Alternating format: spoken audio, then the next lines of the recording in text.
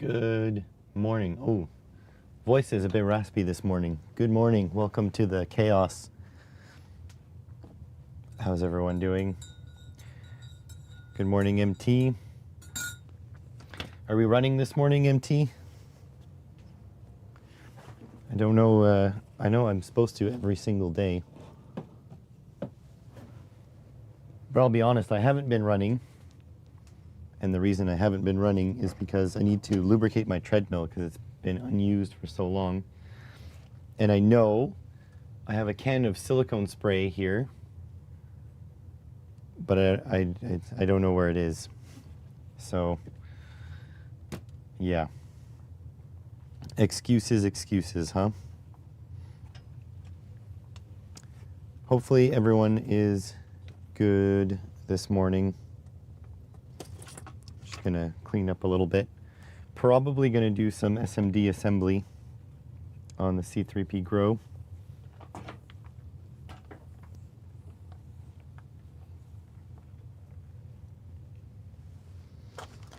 Now here's an interesting question. Do I code this in Python? I don't know. The C3 might be too shit. The C3 might be a little too shit for the Python overhead. Maybe I need to stick to C++.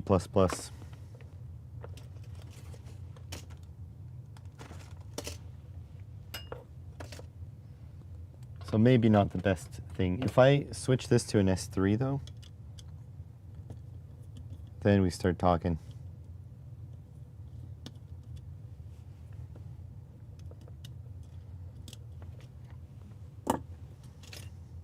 Nope, knocked something down. Actually, I should probably do the assembly on the gauges first. Get that out of the way.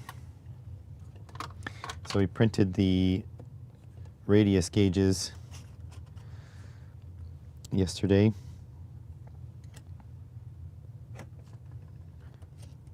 I need a sort algorithm.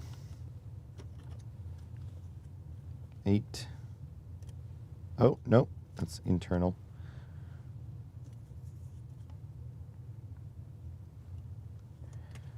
Two, smaller than 8. Should the smaller be on top? I think so. 2.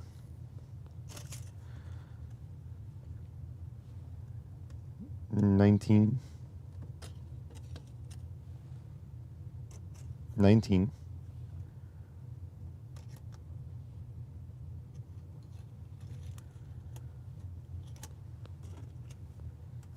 17. I just literally peeled these off. I didn't check anything.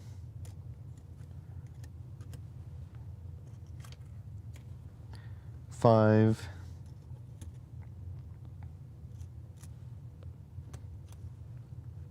Is that 9 or 6? I think it's 9. Oh no.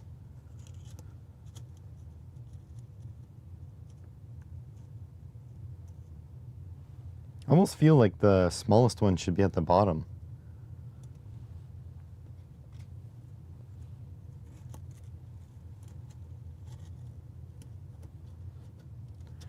$14. Okay, this is bad. This is a bad way to do this. Okay. First of all, I think 20 is the biggest. 18, 17, 19, 18. Okay, this is the worst, probably the worst way to do this. I need a slippery surface, first and foremost. Let's start with the, yeah, sure, let's start with the concave. So 8. 2, 5. See if we can adjust you guys.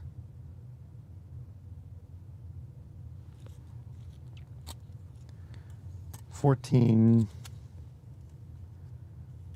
17. Okay, these are convex. 10.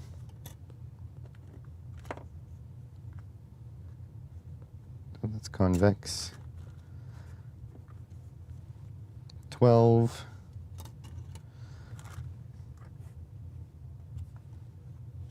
7. 8, 7.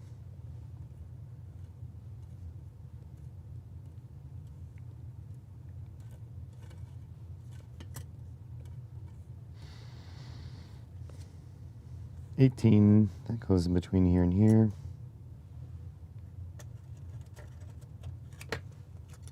1, that's the smallest number. 11 here.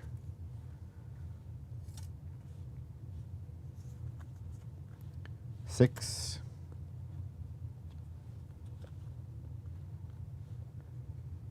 13. 3. So 1, 1, 2, 3.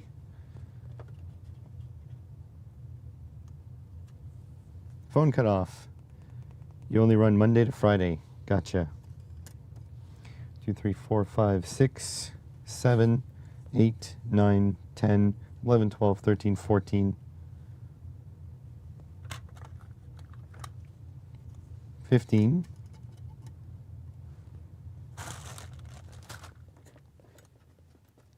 How's it going? 20 and 16. Okay, at least they're all in like roughly the same spot now. So now we need to stack these onto something. I'm going to grab a screwdriver so that we don't have to resort them after. Here's a screwdriver.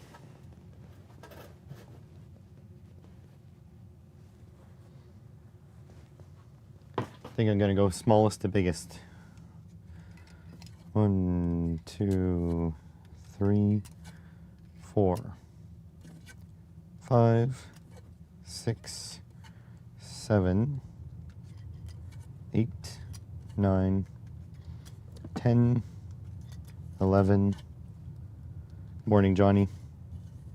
12, 13, 14, 15, 16, 17, 18, 19, and 20. So what does that all look like together? Looks like this. All right, let's sort the next ones. Definitely 20 is the highest. I feel like I'm missing some. Did they fall?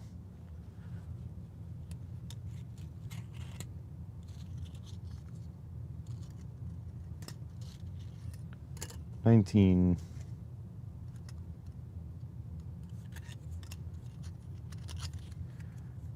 18. Oops, I'm gonna flip them around. 20. 19. 18. 17. 16. 15. Is that all that printed? I guess they didn't all fit on the build plate. And here's the handles. This one here had some issues.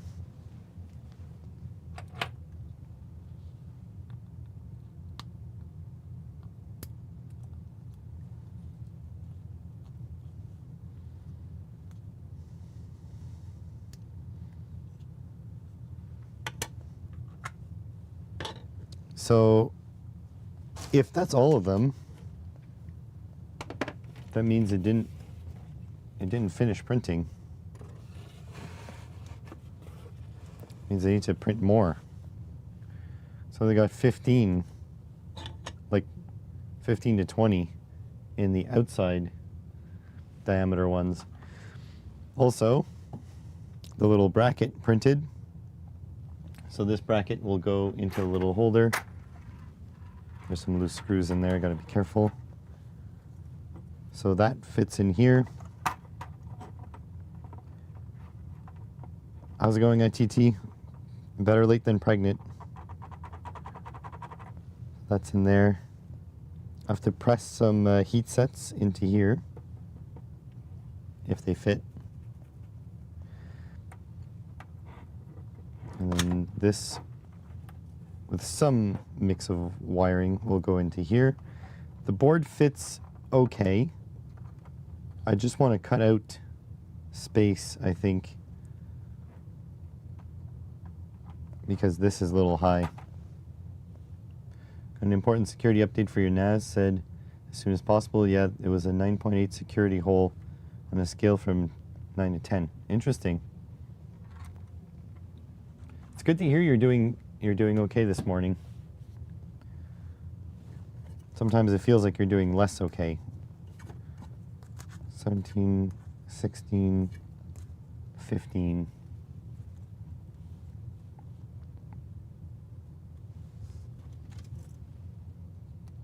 And there we go.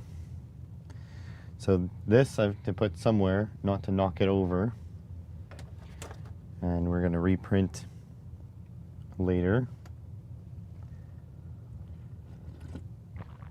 Ah, delicious. Okay, let's put some heat sets into these 3D prints. So I can move on from that. Yeah, and then this will need heat sets in here too. I feel like I'm gonna have to buy some more heat sets at some point soon.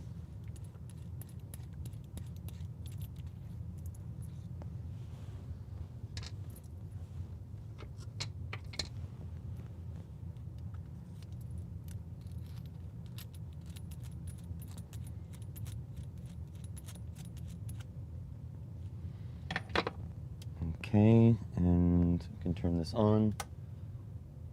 Oh. Does this need to be on? Yes, it does.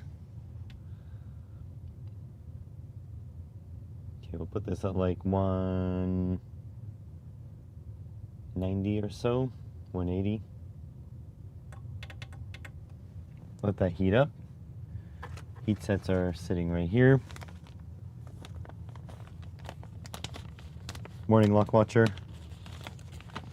Yeah, every day I'm gonna take, well, on Tuesday I'm working as a mechanic, so not on Tuesday. Oh, I think these are gonna be tight.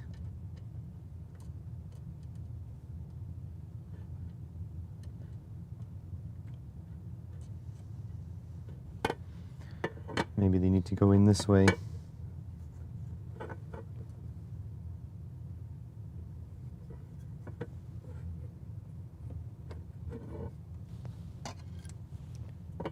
I don't want to reprint this, but I may have to. I don't know why I set my hole size to 4.2. Yeah, that's way too small. I'll have to increase the sizes.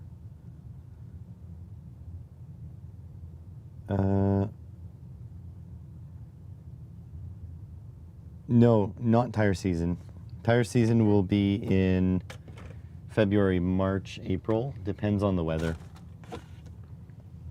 Not tire season. Just it's my boss is finding me hours essentially because there's not much to do. Winter is usually dead.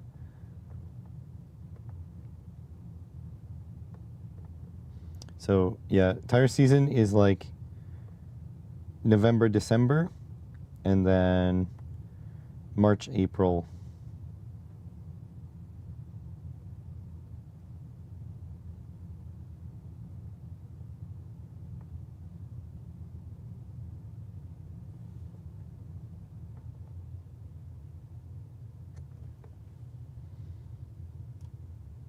Yeah, not the greatest design. It's a little bit little bit tight in there. So I'll have to stretch those holes out a little bit, but I might be able to just use this.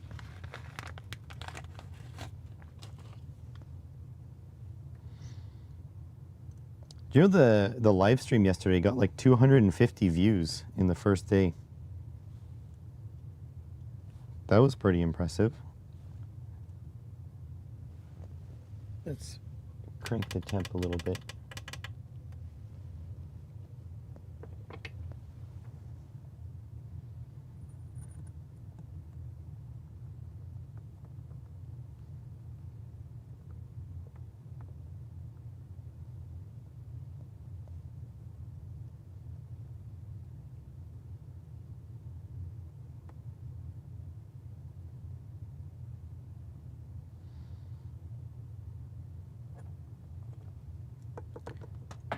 Don't know why I did that. That was dumb. Just lifted it up to look. Yeah, these holes need to be bigger. I'm not going to press any more inserts into that. I have to go over my whole design and increase the hole sizes.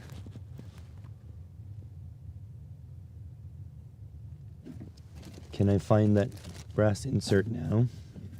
I don't think so. It hit the top of my foot. So it could have went anywhere.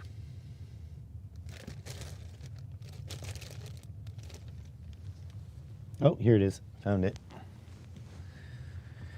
Okay. Gonna modify these things. Let's make sure that these holes are good though. These at 3.3, they should be fine. Let's see, M3 screws.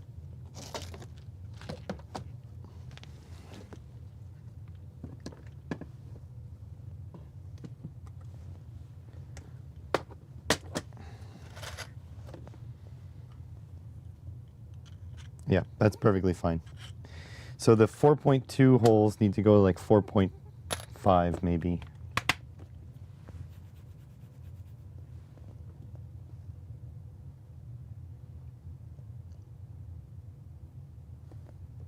Are you allowed?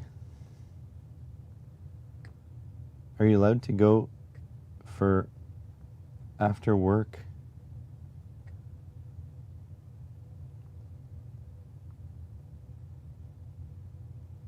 I'm not sure what you're asking, Johnny.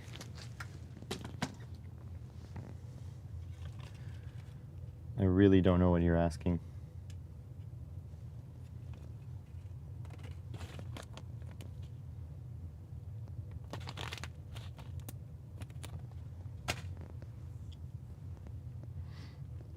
Okay, let's modify the STLs so that we can get stuff printing.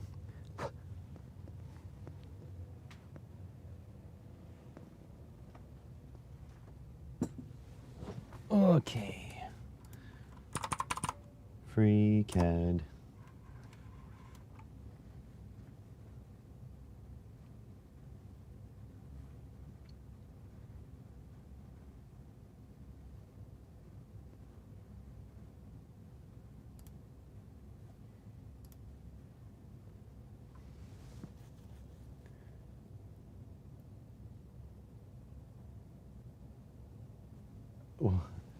Is there a chance we will hear a bit of a whine and live stream on Wednesday? Maybe. Certainly a possibility. Okay, so let's do one thing at a time. So mid-frame, we're going to get rid of these. So this is a pocket. If we go here,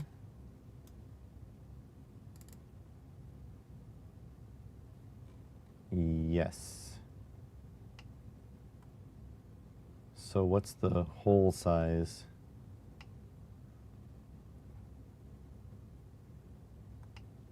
.2. Let's go 4.7.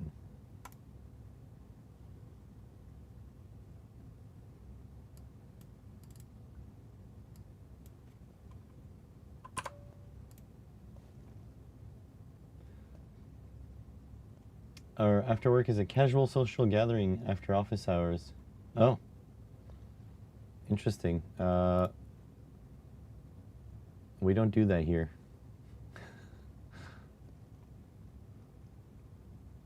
Actually, some people do. Nope. Not this one. This one?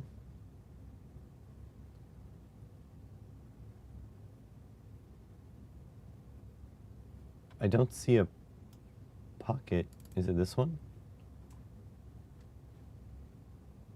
Pad.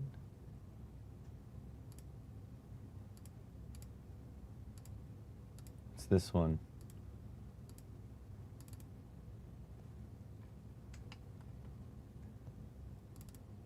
4.7.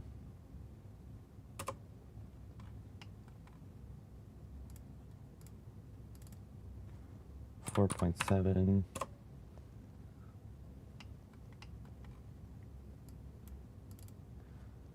4.7.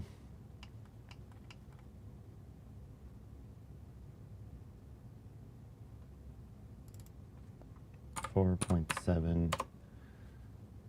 Okay, close that.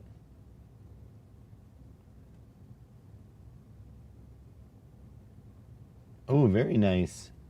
That's cool, Locke.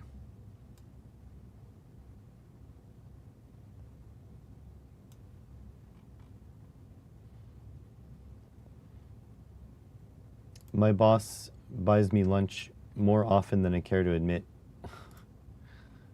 He's a good guy. I worked for such a shitty company before, and I'm so glad to no longer work for a shitty company.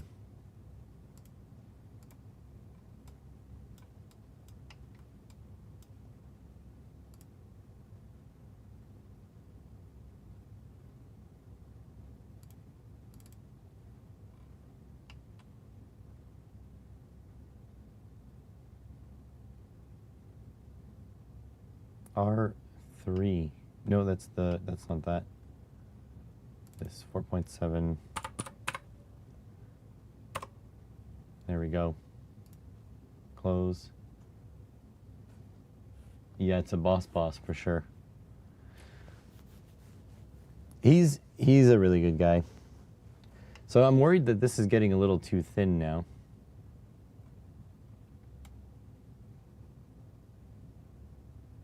I also have some little bit of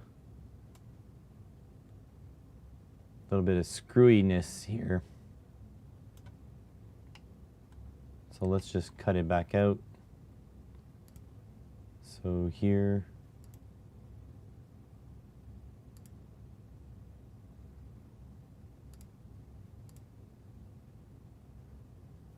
What the hell is going on here?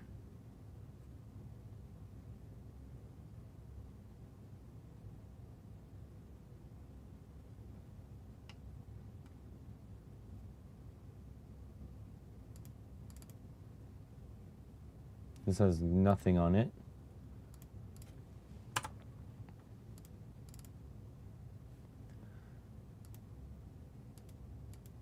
That's the wrong edge.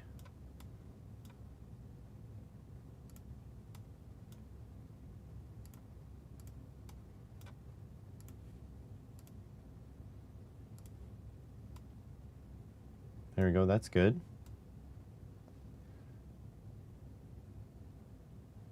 Audio, okay, empty, it has audio. So I don't know.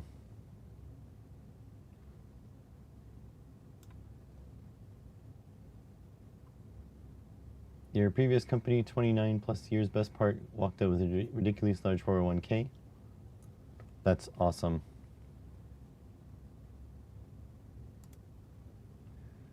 Let's grab a sketch. Oh, cancel. Shit, what did I do?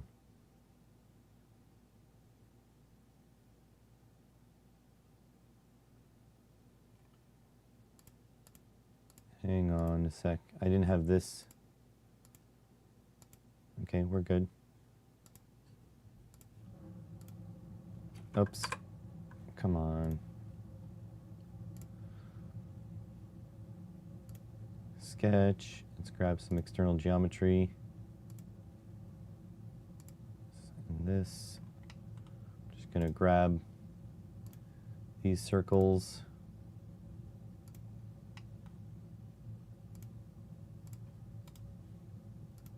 Close. I'm just gonna pocket them down through all.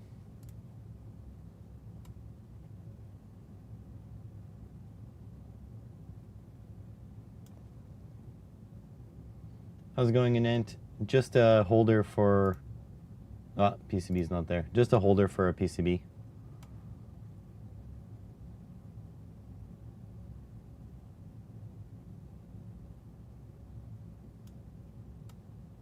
So that should be good. That should all be good.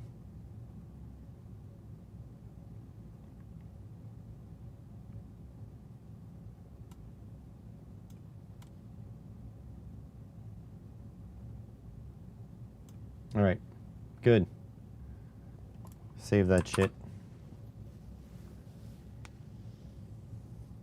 Interesting. Weird. Is this on your Mac?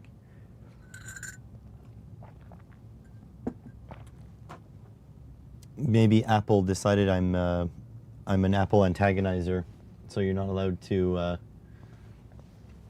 to listen to me.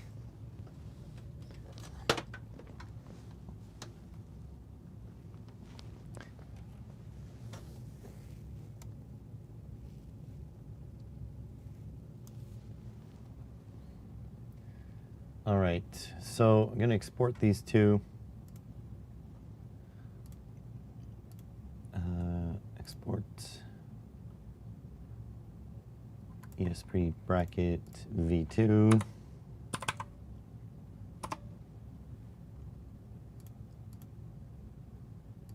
Mid-frame. Export.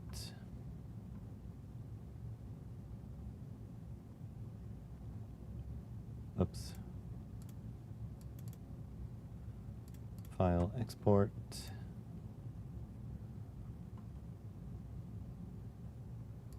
Mid-frame V4. This is the fourth attempt. Save. All right, let me go turn on the 3D print. This is FreeCAD. It's open source, free open source.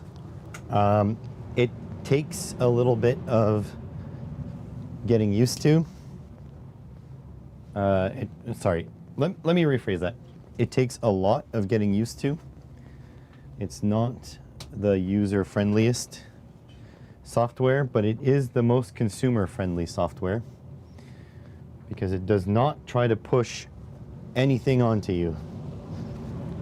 Here's the software, use it. That's it. That's all it does. Oh.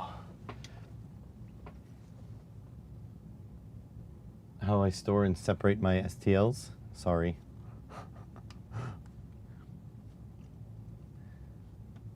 They're all in one folder. It's a shit show. Oh, by the way, I looked into mugs.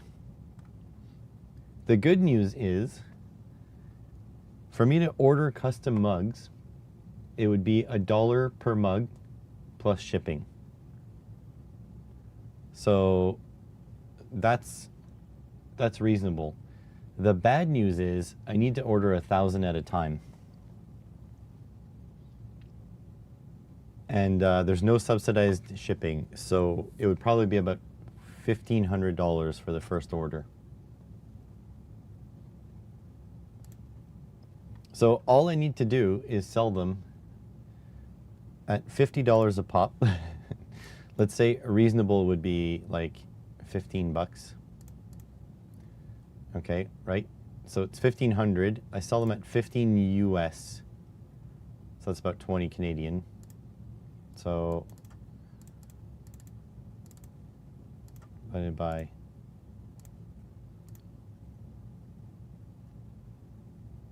That means I need to sell 75 to break even. That's... Do I need to say? It's not going to happen. Not going to happen.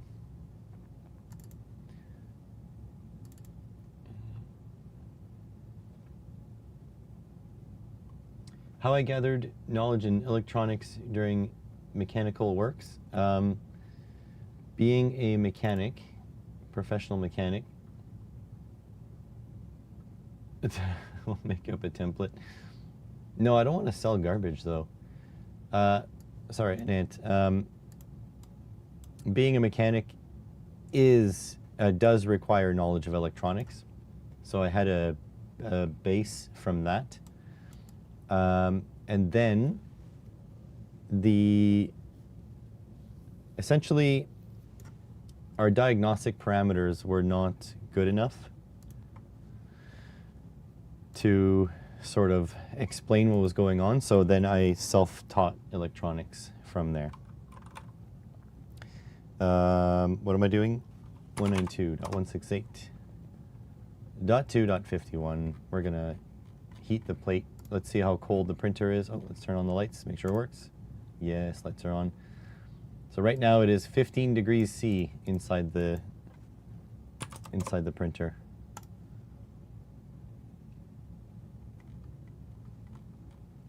So I self-taught books, YouTube, and practice. Now that it's 2026, it's been 10 years since I've been on YouTube. That is depressing to hear. All right. Oh, no, stop. Stop doing that. No brim. No brim.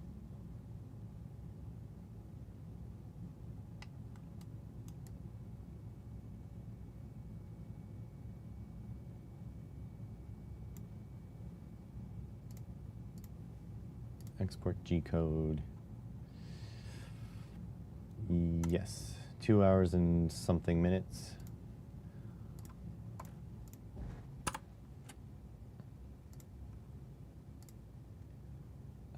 And then ESP bracket V2, like so. Slice plate. This one only half an hour.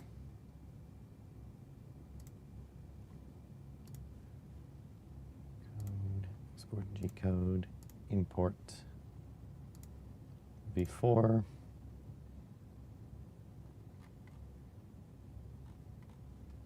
Import ESP bracket.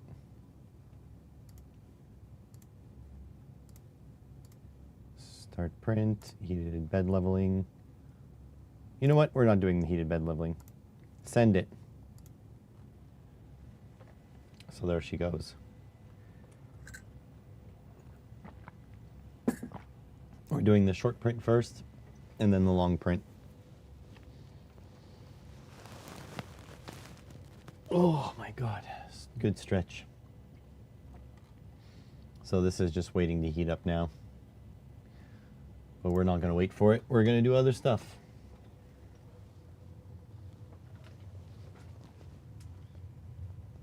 So this is a fail. And my bracket is a fail. Also, I need to put the screws back into this holder before they go flying somewhere and I never find them again.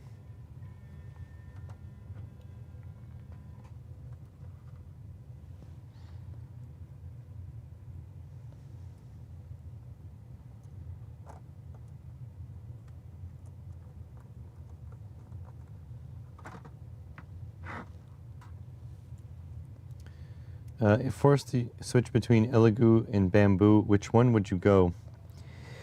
So it depends. If I'm paying for it,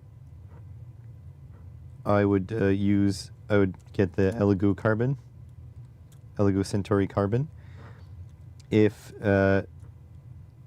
someone else was paying for it, I would probably edge towards Bamboo. I think mechanically the Bamboo is a better printer. I think it is, but I think the difference in quality of the printer isn't reflected in the difference of price. So really what it is I'll tell you, if you're buying a 3D printer, how's it going, Gerald? Welcome to the stream. If you're buying a 3D printer, you would have to buy 4 Centauri Carbons, maybe 3 to 4 Centauri Carbons to equal 1 Bamboo in price. So I would say I would rather have 3 or 4 Centauri Carbons than 1 Bamboo, because I don't think, like, I don't think the quality is 4 times better on the Bamboo. I do think it's better. I do think it's better. I don't think it's 4 times better. Does that make sense? So essentially, even though I purchased my Centauri Carbon even though I bought it as a business expense, I still chose the Centauri Carbon over the Elegoo, over the Bamboo. For the price, the Elegoo is insane value, like ridiculous value. So will it last as long as the Bamboo? I don't know. I don't know. I have known people that have the Bamboo and some sensor failed and they changed the sensor with OEM Bamboo parts and their printer's never been the same. That's Sion, Unexpected Maker. He went through all the calibration procedures and then some, multiple times, and his printer is no longer printing the same since the sensor failure. Is that going to happen with the Elegoo? Maybe. But I know if I need to replace the Elegoo, it's $400. If I need to replace the Bamboo, it's $1,600. So you kind of have to pick your poison. So if I were directing purchases right now, I would say the Centauri Carbon is the winner. And I would expect the next big sale, I don't know what the next event is that will have a sale, but the next big sale, I am thinking, oh, and by the way, these prices are in Canadian MT. So here, the next big sale, I don't know what the event will be. I think we're going to see the Elegoo go down even further. So USD. Okay, so if we go printers, Centauri Carbon. That's Canadian. Hold on a sec. I'm going to switch this to USD.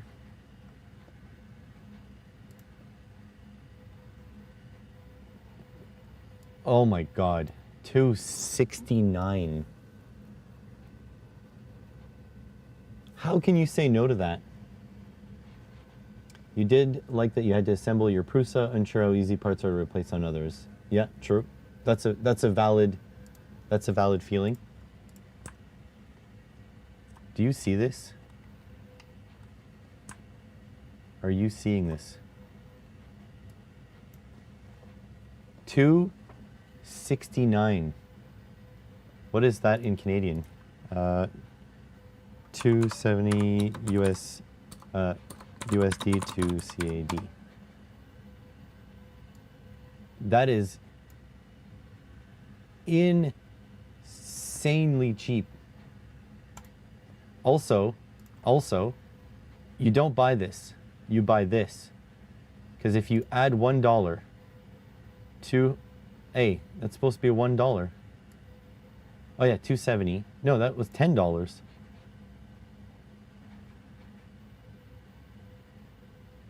What's going on? Yeah, okay, never mind. Get this one. $5.69 for which one? Oh, for like a basic Bamboo Labs. It wasn't, no, it wasn't $1. It was $10. When I bought it, it was $1. Here, United States printers. So what was it? The P1S? Oh, fuck off, dude. Let me just use your stupid website. I don't want your pop-ups. Is there no more X1 carbon? Are they not selling the X1 carbon anymore? Okay, all 3D printers then. So P2S.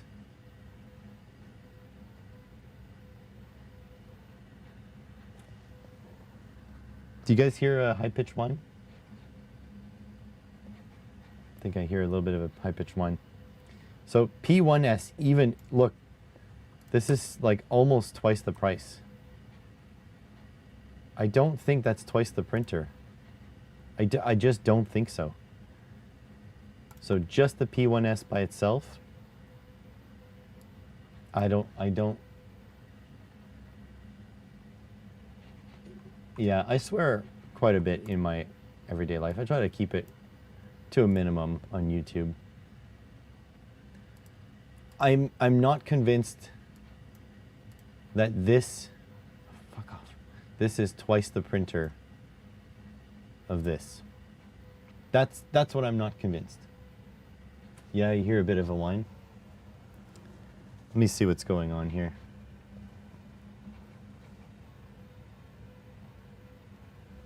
No, I think it's the printer. Anyways, it doesn't matter. So I would say, let's see. So no AMS. What does it have? Built-in camera. It does have the camera. This is another shot to Prusa. Doesn't come with cameras.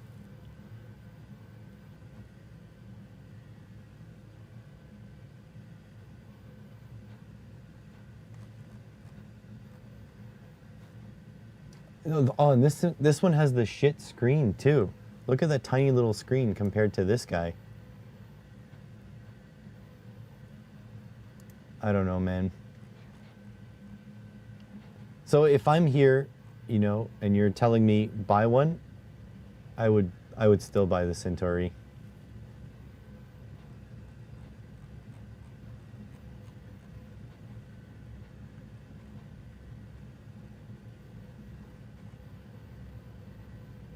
I would buy the Centauri. That's my decision.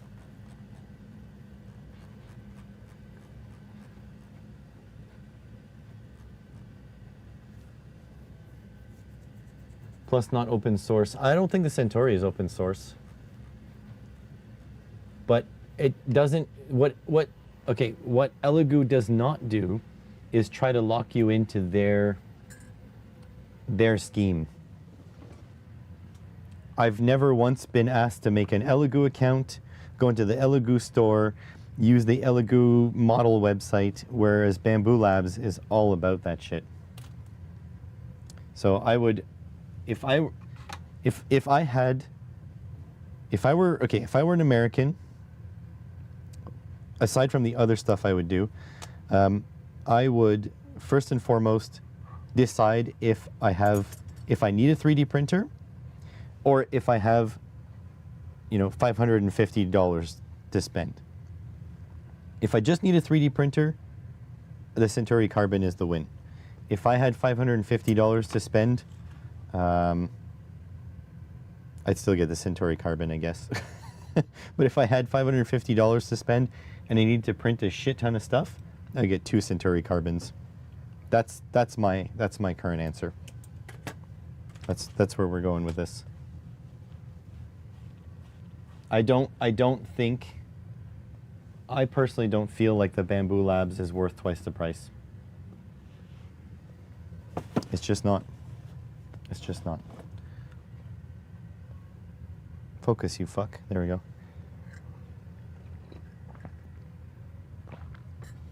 So yeah, that's my answer. Centauri.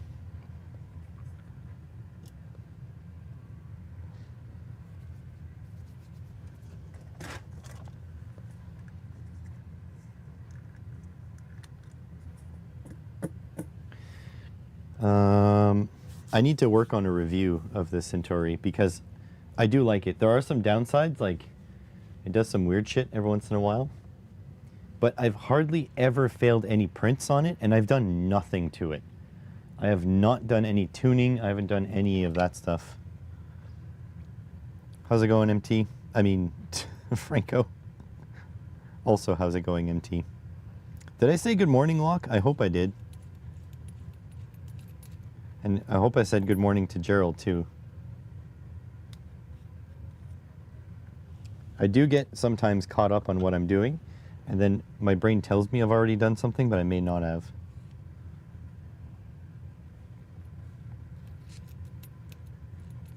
Excellent. Excelente. Did you guys see... hang on a sec. I can only do one thing at a time, so I'm setting the temperature of my iron right now. Have you guys seen Electro Boom's new video? I think it released yesterday.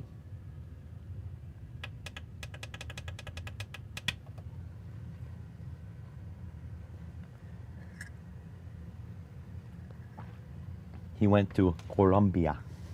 Colombia.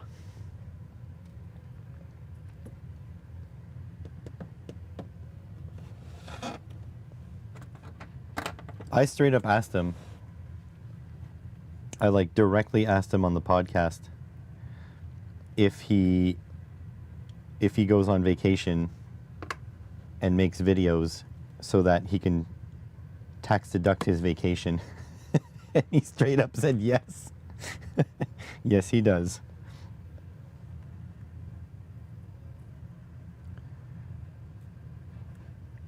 Mehdi, such a cool guy. You watched it last night? There's not many videos that I will drop everything I'm doing to watch. But Electro Boom is one of those videos.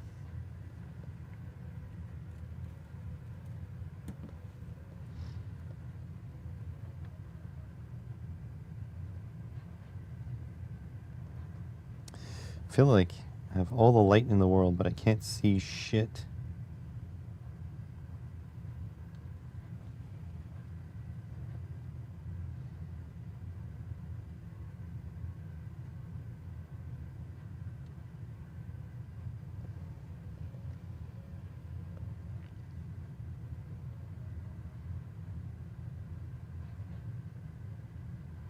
I am looking for an excuse to go to England or Europe in general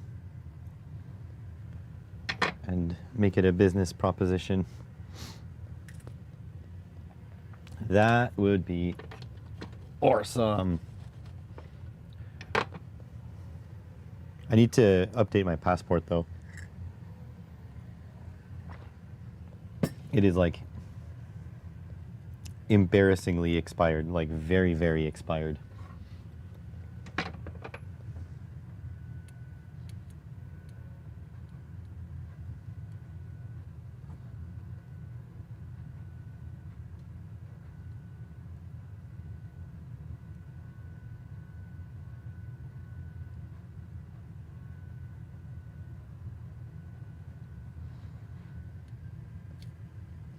You guys probably can't see shit, right? More like a cappuccino? No, it's coffee. Sorry about the dirty ass mug, but It's coffee with maple flavored creamer. Made in Canada.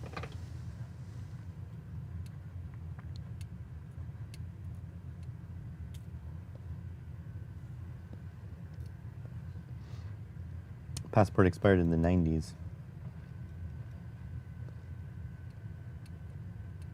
I hate going, I think the biggest pain in the ass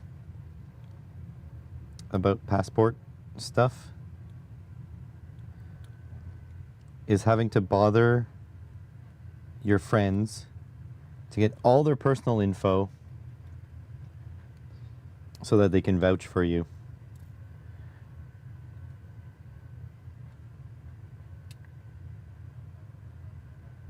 It's like, dude, I had a passport before. I just need to renew it.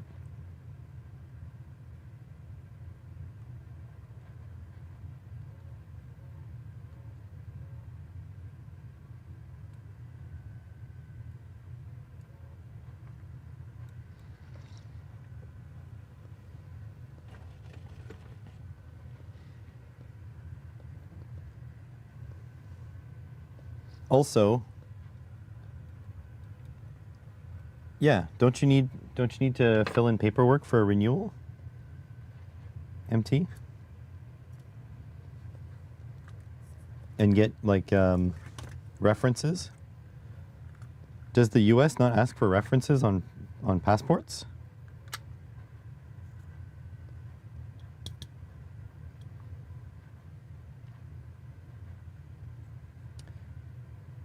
Actually, that's true, Franco, but I've never had a doctor until like a couple of months ago.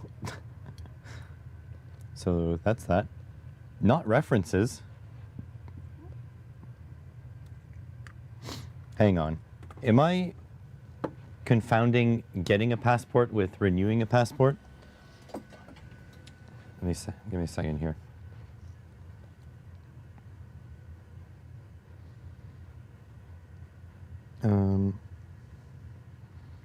When renewing an expired passport in Canada, do you need some personal references who are not family? I think so, though.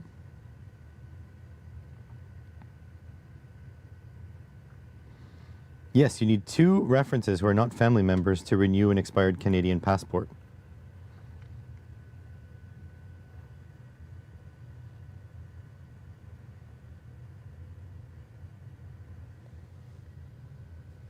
Okay. Is it different for Americans in the US? Question mark. Let's see. Let's see what the requirements. Yeah. What the hell? No references required. You just need an emergency contact. Wait. Does that mean Canadian passports are more secure than US passports? Oh, that goes against what I've been hearing on the news. On the US news. Huh.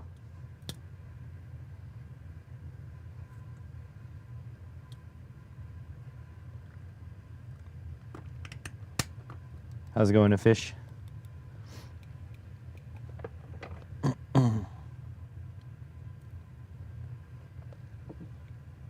That reference doesn't mean crap. I know, I'm just messing with you.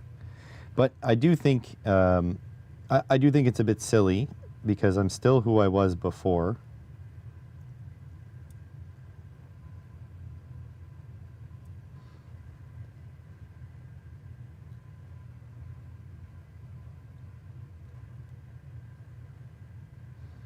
And I mean, I'm not getting a new passport. I'm just renewing my passport.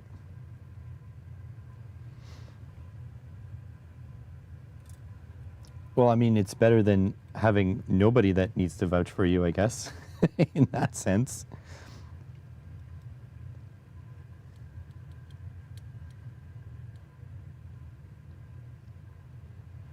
They do in fact do phone interviews.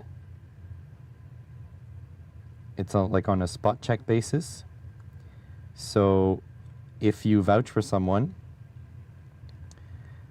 they might call you and ask you about the person you vouched for.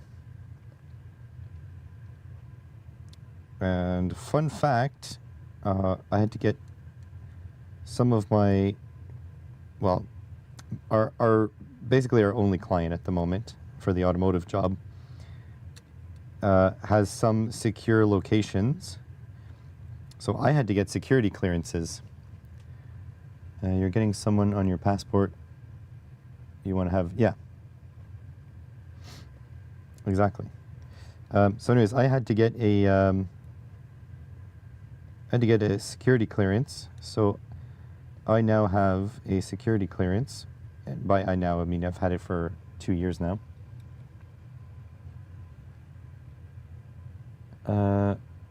Solder tip seems large for the job at hand. Might be a camera thing. No, it's huge. Nope. Nope. This is just, I like my chisel tip, and sometimes I look for a narrower chisel tip, but I haven't found one yet that fits my iron. So this is the tip I use for pretty much everything. But yes, it is twice the width of my components. You're absolutely correct.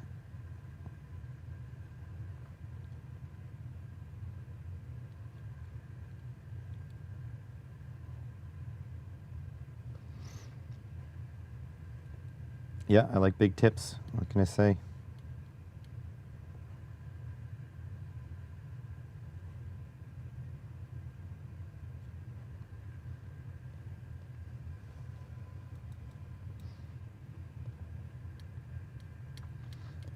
So yes, as I was saying, so that means not that long ago, a couple years ago, I had to bother my friends for their info so they could vouch for me. Now, I got to do it again.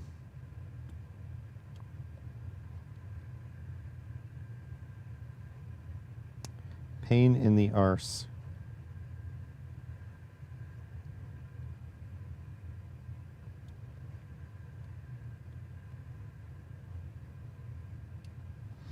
And I'm the type of person that does not like bothering people. Give your waitress a big tip. No one likes a waitress with small tips. Okay. Calm down. Let's get our heads out of the high school realm here. I forgot these. Oh yeah, these are 47K, so actually I don't need 1Ks. So 470 ohm. Now for the dropper resistor for the infrared LED on the opto isolator.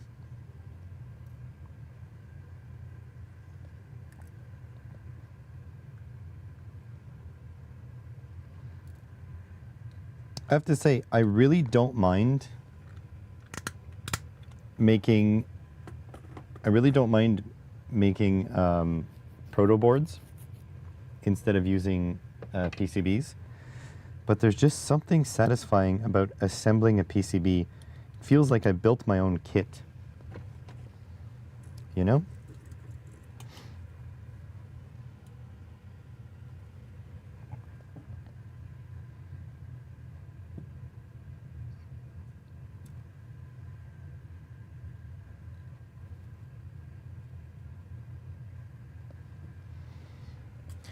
Oh, I want to remind everyone too that February is when my birthday is, and I will be organizing a all-day February stream. I don't know if it's going to be 8 hours. I don't know what. It's going to be long though. And I want to remind everyone that there is a form linked in the description below where I'm taking ideas for a one-day build. So I am taking ideas for a project that I could conceptualize, create, and finish in a single day. And near my birthday, probably not on my birthday because I'm going to be hanging out with my wife, I will be streaming it on the main channel, and then at some point chopping it up and making a video out of it. So if you have suggestions for a project that can be built in one day with the parts I have here, put them in that form, and a third-party volunteer will go through them, get rid of the bad ideas, the ones that just can't conceptually be done in one day, or the ones that are just way too easy, they'll be done in 10 minutes. Okay? They'll get rid of those, and then they'll put the rest in a randomizer, and they will select one that I will only see after the stream has started. So after the stream has started, I will open a file which will have the project. So if you guys think that's interesting, leave your ideas in that form, and we will be throwing away the bad ones. There we go. See, Curtis, you could be one of those volunteers if you so wish.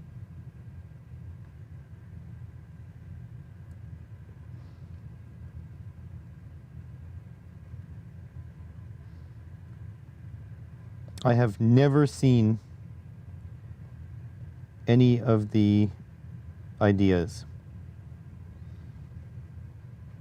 I have not seen them. And I will not look at them. In fact, I'll only look at the one that gets chosen randomly.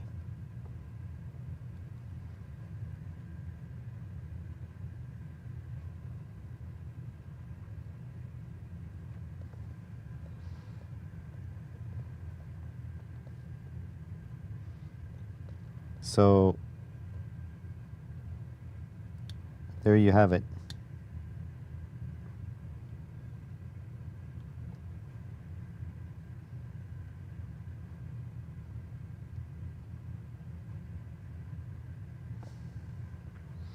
If you want to participate, put your suggestions in.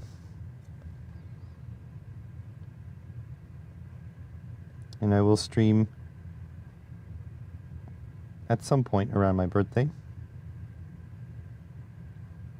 Maybe before, maybe after. Maybe it's none of your business at all. But yeah, I'll pick a date.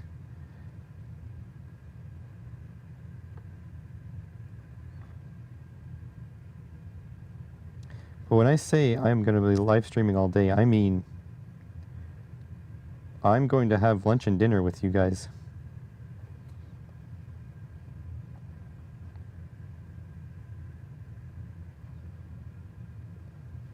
I'll keep the stream going. Hard enough time coming up with ideas for your own channel. Well, the ones that you discard because they're too pain in the ass or they're too simple or whatever, put them in the form.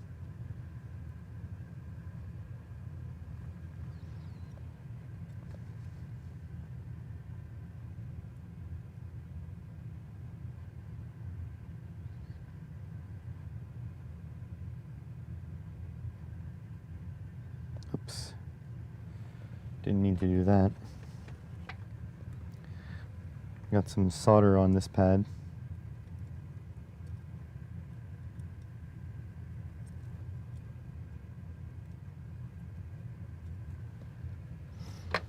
Okay, let me inspect. Yeah, I don't care, dude. The thing is, the projects introduce a new level of complexity by being one day only. So simple projects become more complicated. And also, I won't be able to order parts. So if they're too simple for your channel, they might be perfect for me. Plus, I'm not a coder, right? So that's that. I think I'm pretty good at hand soldering these 0805s. I have 0603s in stock as well, but I don't hate myself that much.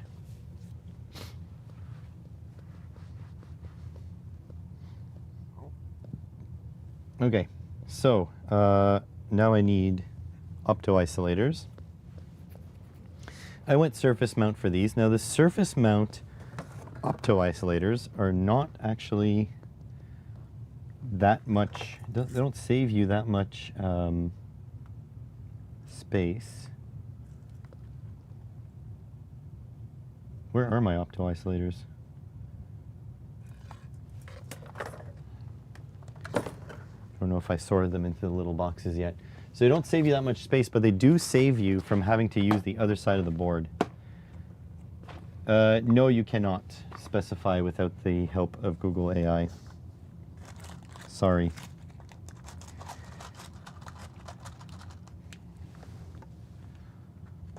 I will use every tool at my disposal.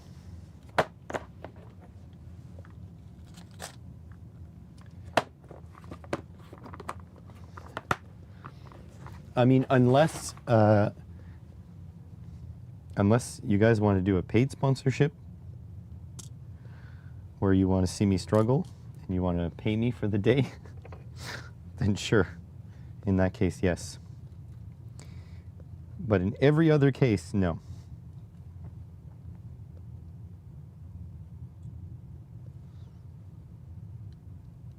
I'm already going to show you guys my struggle for free. Usually on places like Twitch, you have to pay people for them to struggle. I'm giving you this shit for free. I'm going to give you, I don't know how many hours, but we're going to try for 8 hours of entertainment.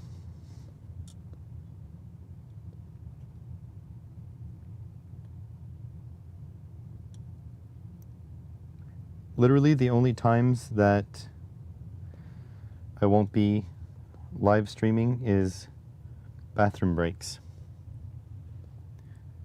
You'll toss in 25 bits.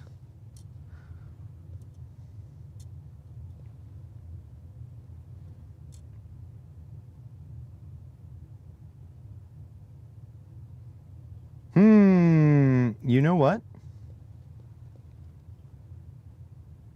I just had a thought.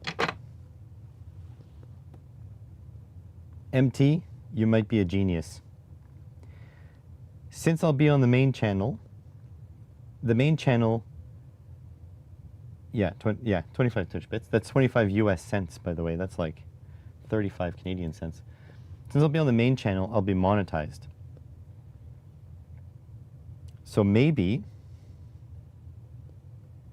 each $1 of super chat bans the use of Googling and AI for a minute. That might be too short. Maybe each $1 should be 5 minutes. But maybe I have to start a timer.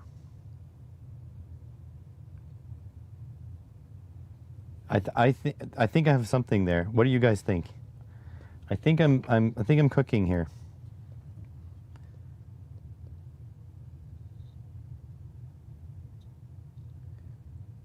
Do it because you like it or don't do it. What are you talking about? Welcome to the stream, by the way. I already outlaid the plan, my friend. Lifelines.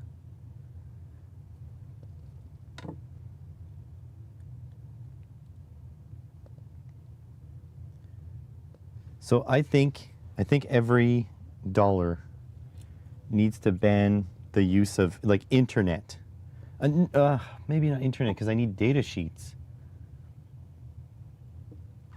Share your opinions. Share your opinions. What do you think? Because I think data sheets is not a good thing to ban the use of.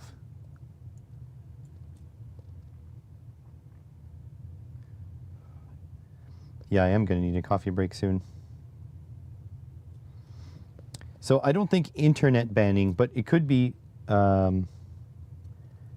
definitely banning AI is a good metric.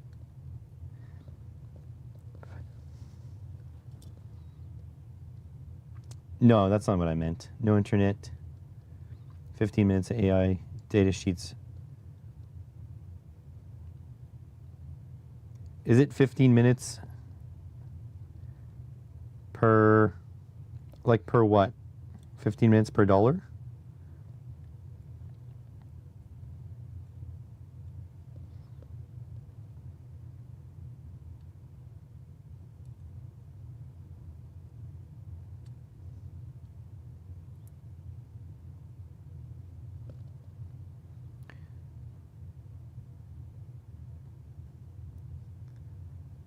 Per 15 minutes per dollar.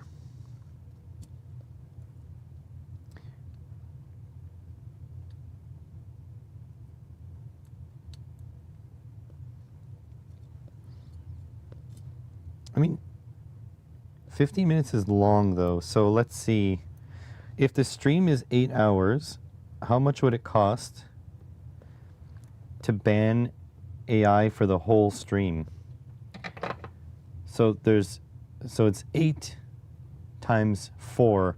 That's too cheap. Yeah, exactly.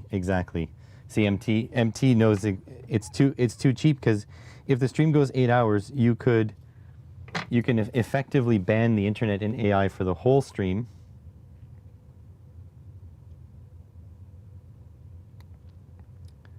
Hang on a sec.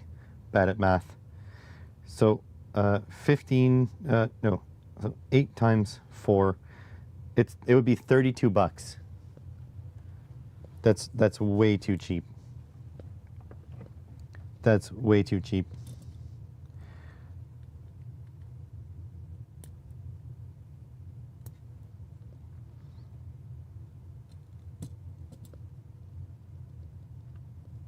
That's way too cheap.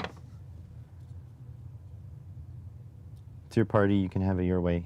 Yeah, but I also want it to be fun for the viewers, right? So that's why I'm trying to find a balance. I'm okay with you guys stressing me out for cash, because cash stresses me out all the time. So what's the difference now?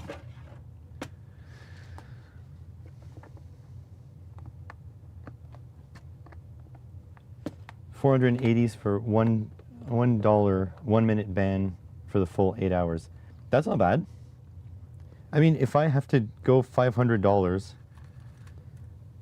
that's not bad. So it should be $1 a minute. I think $1 a minute makes sense.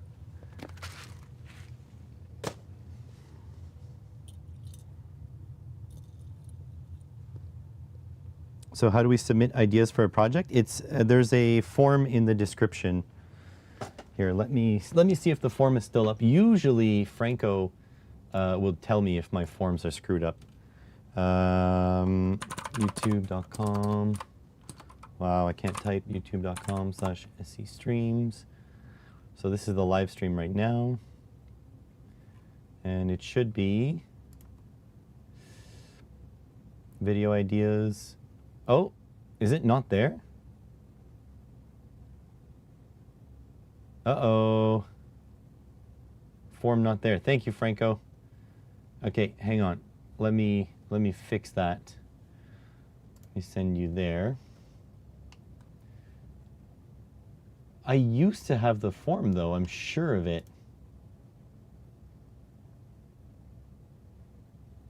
It doesn't matter anyways. Forms.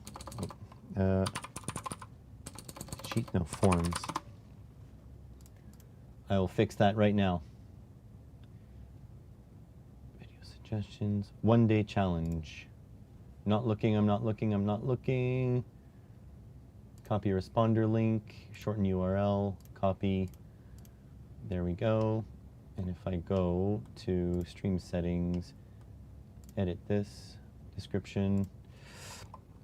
Submit ideas for 1-day challenge here. Paste, save, and let me just check now if I'm here. So it won't be here if I refresh.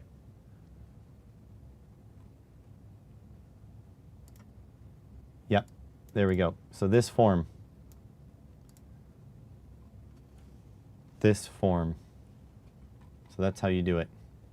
I will also put the form, oops, not in the chat. Put the form there and pin the message. Done.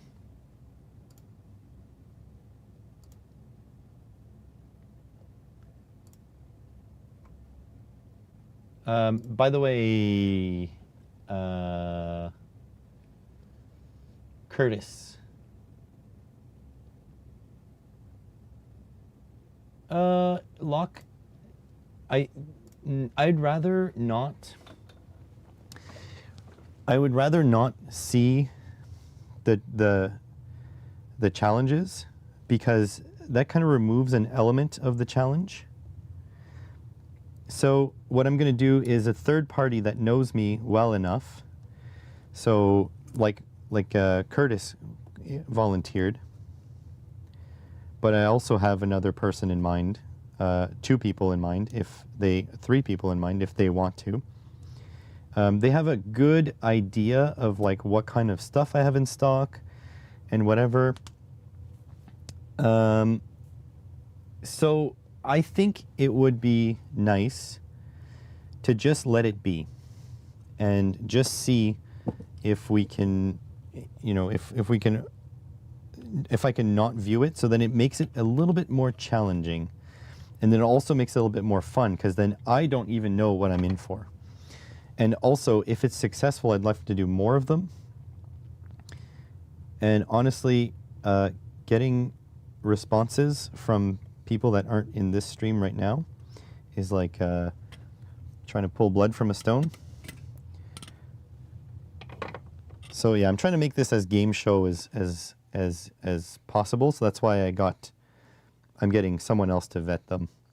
However, Curtis, you made an offhand comment in the message you sent me about how you can't get your dry erase marks off your whiteboard. The pro tip for that: use whatever marker you had used, same brand, and write on top of it. And then after you write on top of it, run a cloth over it, like erase it like normal. Because inside a marker is the ink, and inside the ink, in order to make it flow, there's a solvent. And that solvent is pretty much the best solvent you can get for that specific marker. And so if you draw over your old whiteboard marker with the same marker, then you're depositing that solvent onto it. So whenever someone asks me like, oh shit, I got Sharpie on my XYZ, I say just write over it with Sharpie and then wipe it off. That's how it works. Because nothing is a better solvent to a Sharpie than a Sharpie's solvent.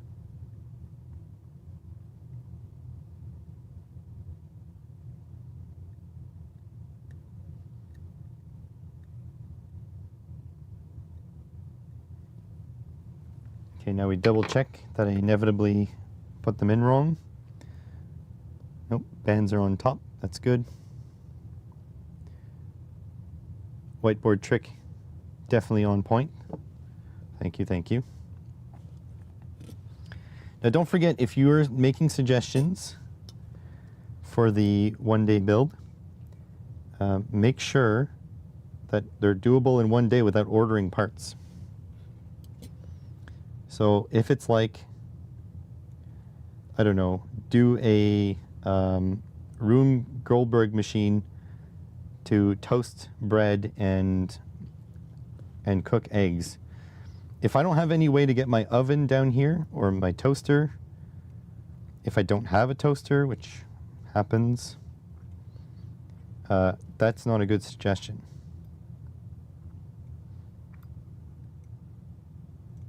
Also, keep in mind my filming area is relatively small.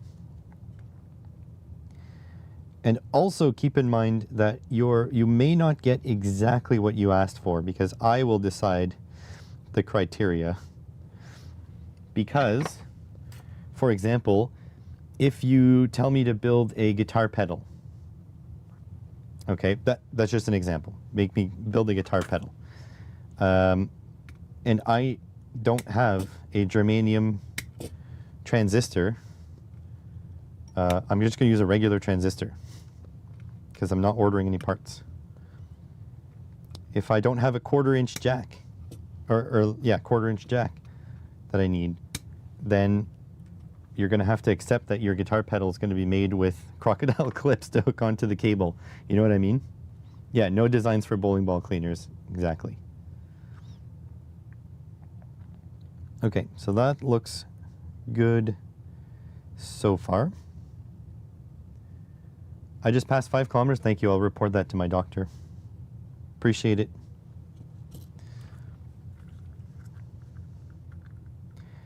Appreciate it.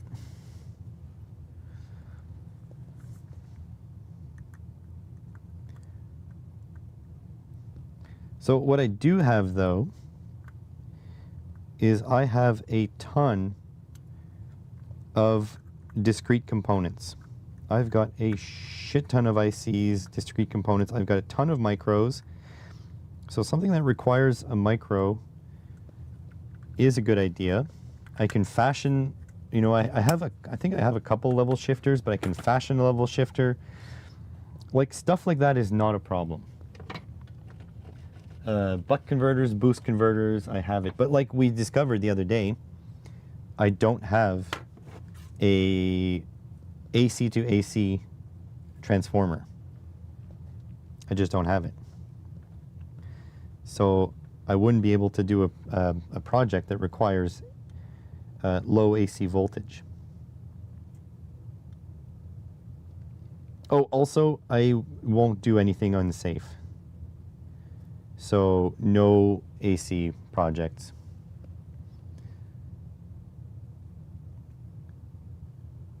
No, I can't, Lockwatcher. It's on NDA until the release date, which the release date is, I believe the release date's even NDA.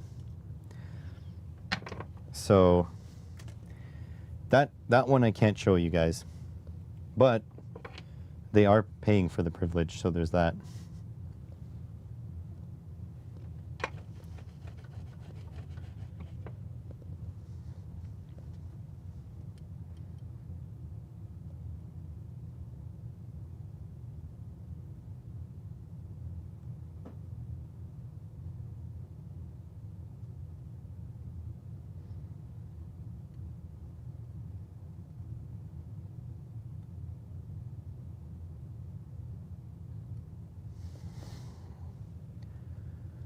Is that good? Looks all right. No building and testing a hang glider. Nope. Nope, sorry. If I had 1 million subscribers and a giant workshop, like if I had the Hacksmith's workshop, I would do nearly, there would be nearly no limit to what I would accept.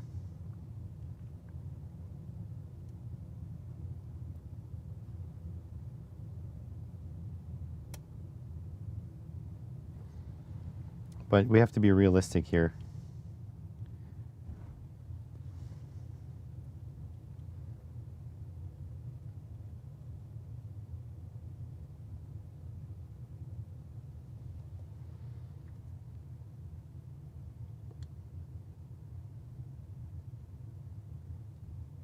There we go. Alrighty then. Almost done with the surface mount parts. We can put a resistor here think this is just, we can use a 1K. And you can put the button in there. Hey, how's it going, Junk from Work? This is, you are looking at C3P Grow. This is my foray into open source hydroponics. So this is a ESP32 C3, and it will connect to Wi-Fi, check the time, and depending on your set parameters, it'll run a water pump, the lights, and a fan, essentially. So this is my plan on making some sort of hydroponic system. And this was all spurred because I bought my mom a little tabletop hydroponic system for Christmas, because she does a lot of cooking and she grows herbs in the summer. I was like, why don't you grow herbs all year round? So, and I was pretty enthralled by it, pretty interested by how simple hydroponics has become. So I'm making my open source controller here so that everyone can do hydroponics. The name is top notch. Yeah, that's Google Gemini for you. It was AI. C3P Grow. We all heard it and fell in love with it.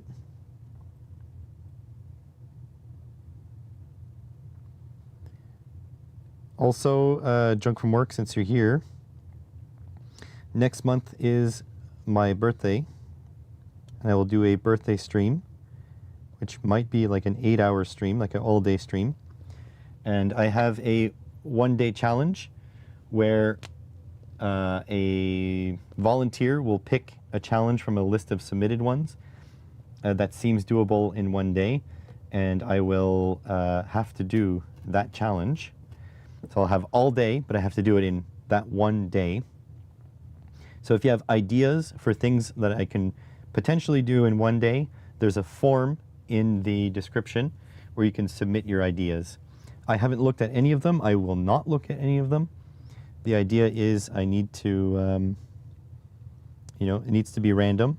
I need to not see them. So that's it. Are you interfacing this with the one I bought?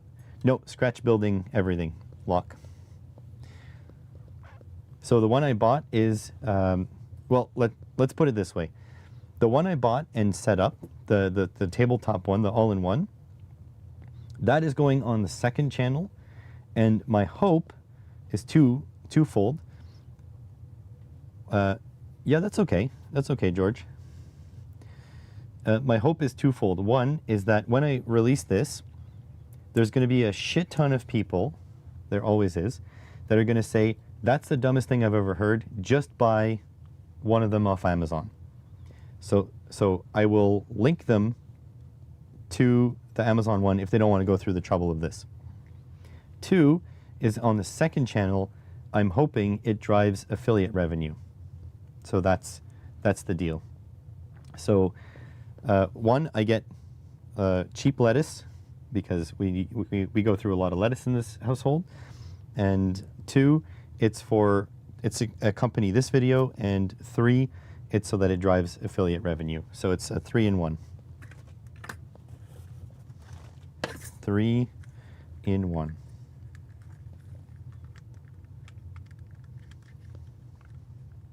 Also, Junk from Work, I am considering doing a donation model on the main channel, because the live stream will be on the main channel, where if you donate $1 US, I am banned from using search engine and AI for 1 minute. So in principle, if a bunch of you want to spend money, you can ban me from using AI and search engine for the entire stream if you really want to.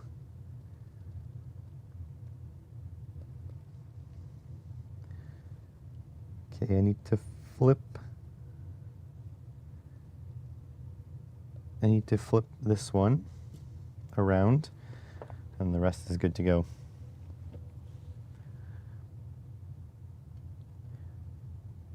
So Curtis was trying to destroy me because Curtis in the chat here, he was saying it should be 15 minutes of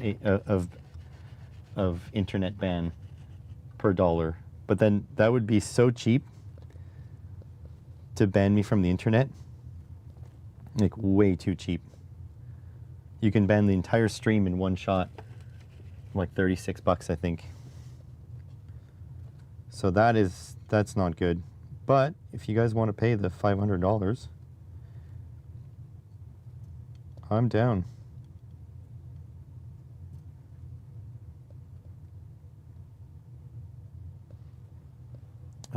You can still get data sheets. Yeah, I mean, I'm gonna figure out the rules. If you think that's important, then yeah, that's good.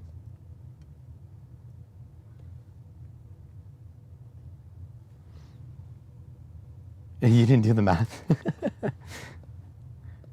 See, I'm a gamer, so I knew already if I can antagonize for like 36 bucks, I would just pay that right off the bat. Like, here you go, no more using AI.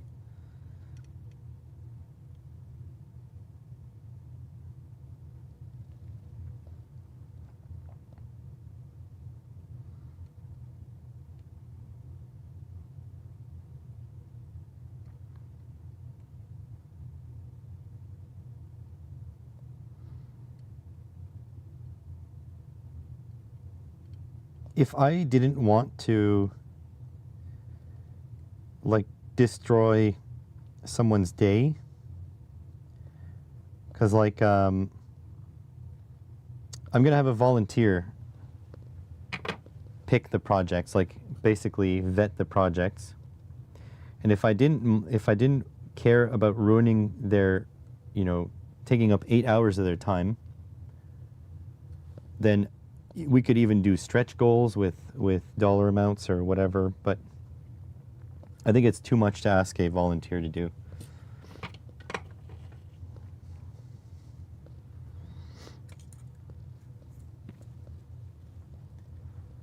All right, this is where the chisel tip gets a little iffy. If you're using AI, you're not really doing the project. Your issues in AI's product. I know you're doing voice to speech, but I'm a little confused. But AI is mostly going to be for code. I'm not going to. So the goal is not going to be, hey AI, how do I do this project? It'll be more like, I need a script to turn on every 5 minutes or whatever. I don't want. I mean, the fun of the project is going to be that it's an electronics project. And it's going to use my knowledge and it's going to be challenging. I definitely won't use AI to be like, hey, do this for me. But definitely AI is going to be nearly necessary for code. I mean, really necessary for code. I think AI bans, yes, including overview, but not search engine. I mean, it'll depend. If you guys have suggestions for why, like if you want to defend your point, I am listening. I will listen to that for sure. Like if you want to tell me why you think this is better, I'm listening because I haven't decided.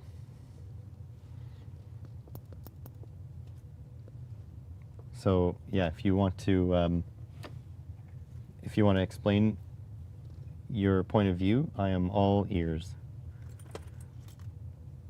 Because I think banning search engine is pretty harsh, and I think that would be interesting. Because then I'll just be going with what's in my noggin, which is not a lot. $1 per minute is way too much. I mean, that's fair. That's fair to say. But I'm trying to balance the difficulty also. Don't forget, I still need to get a project done in one day. $5 per minute gets a search engine ban. Interesting, interesting.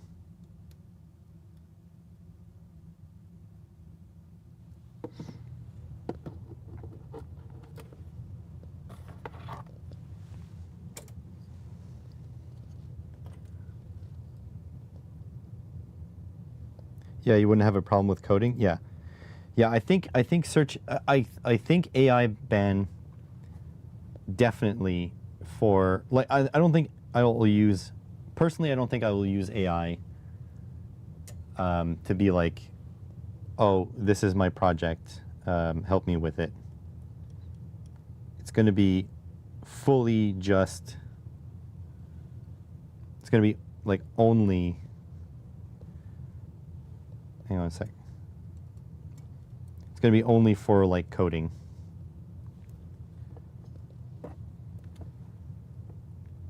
Did I put this on backwards? It is on, right? What's the current limit?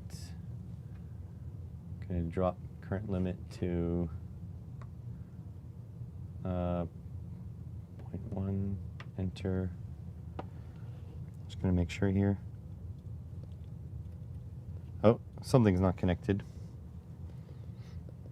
Oh, I'm an idiot. Okay, so here we go. All right, there's the LED lit. There's the LED lit. There's the LED lit. So that works. Okay. So that's good to know. Yeah, I think that's it. That's good. So if a project does not involve coding, you would not, no. If there's no code involved, no. I wouldn't. Hold on. I don't want to say no. I will also use it for math. I will also use it for math.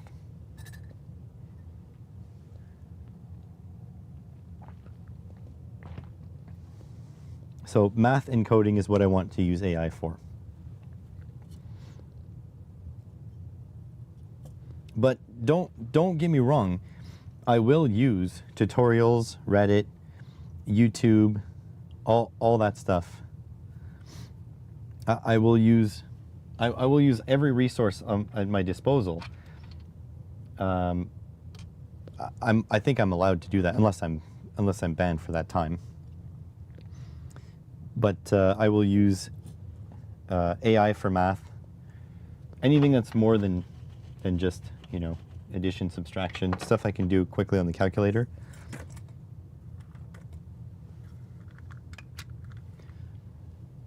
But I think that's reasonable. What microboard? The ESP32C3. So that's why it's called the C3P Grow. And I have worries that the C3 is not going to be good enough for this. So at any point now, I might abandon ship and make an adapter board to fit an S3. You like the name? Yeah, me too.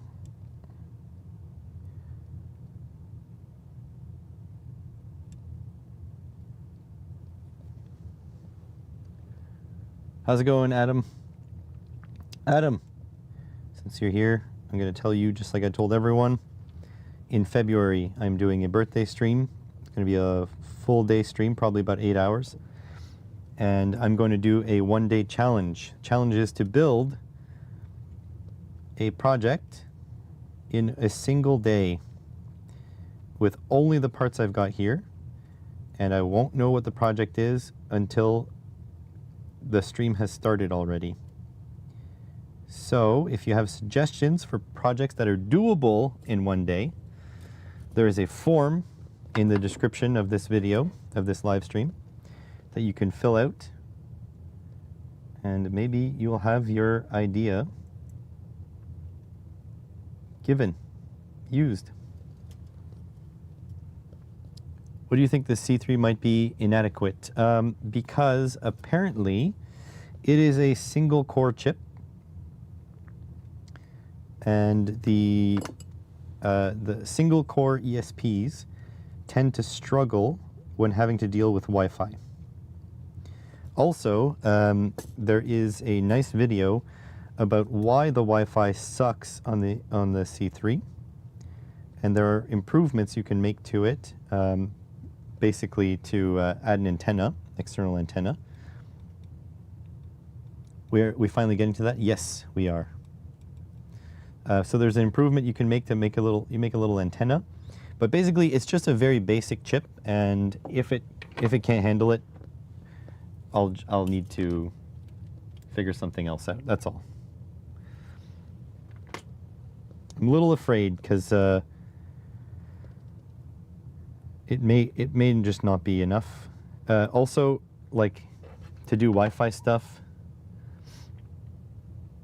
why does the auto grower need to have Wi-Fi? Because it needs to check the time. That's the big thing.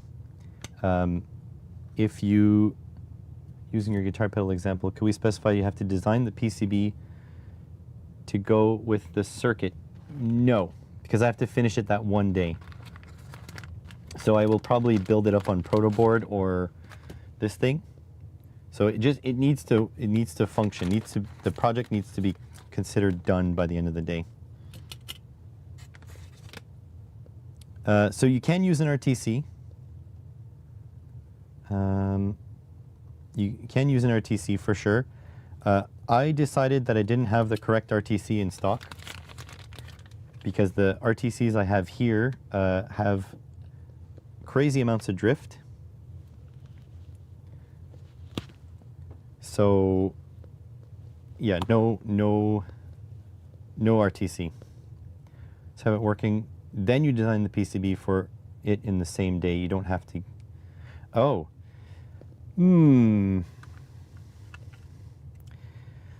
That is a good question. That is a very good question, MT.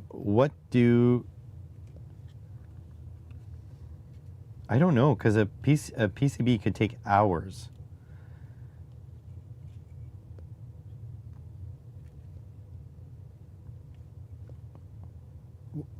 Why is there a resistor on my blue tack? It didn't come from this board, but it did come from a board. RTC that does not keep time. Well, it's because the problem is they drift and they're not temperature compensated. So yes, you can use an RTC, but the deal is that the ESP already has a way to do it without extra components. So I'm trying this. What day is the stream? I don't have a day in mind yet. It is going to be around the 12th, which is around my birthday. It's not going to be the 12th, I can promise you that, because the 12th I am spending with my wife. That is what I want to do for my birthday. That is what I'm doing for my birthday. But either, you know, a day or two before, a day or two after is a pretty safe bet.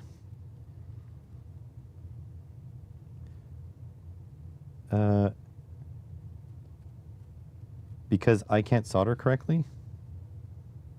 Okay. I mean, I've been soldering on camera for 10 years now. If that's your opinion, that's your opinion.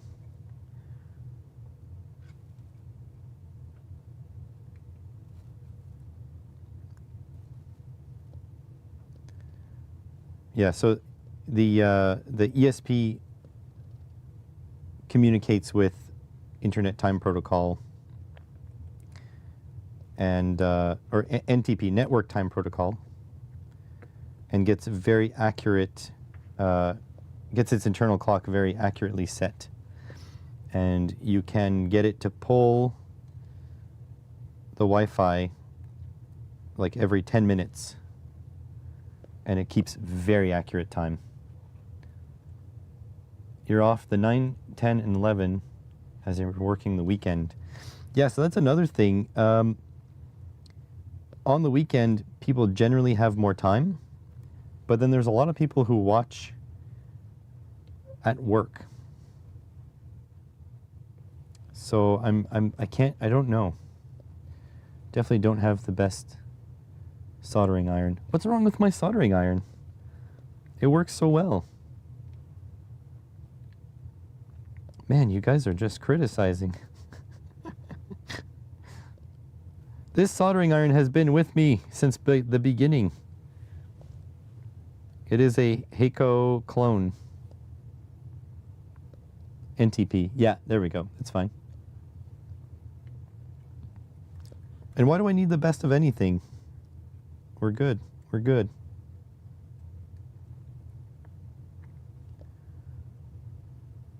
You're normally weekend. Yeah. ITT is just out here trying to hurt my feelings now.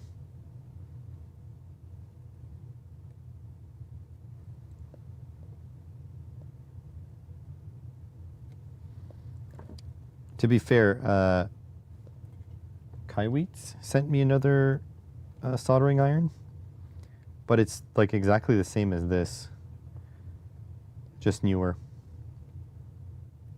So I'm waiting to get a nice one with the temperature probe inside the tip.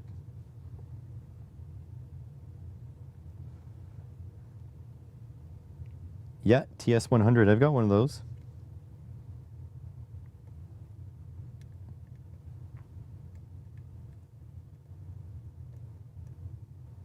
Get in there.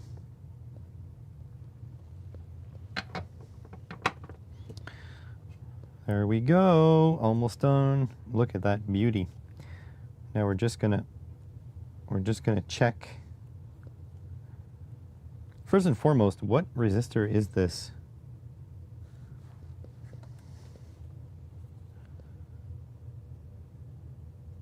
.472, 4.7K. Where did we install a 4.7K? Right there, we have a 4.7K there. Did I take out 2 out of the box? I don't know.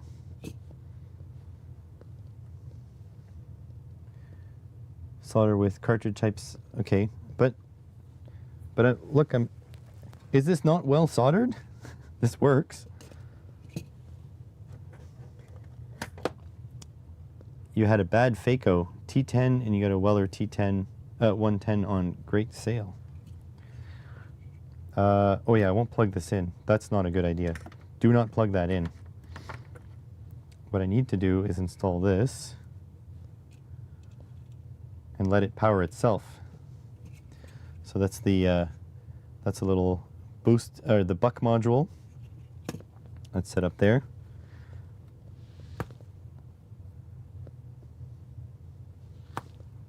Ain't stupid if it works. Well, that's the thing.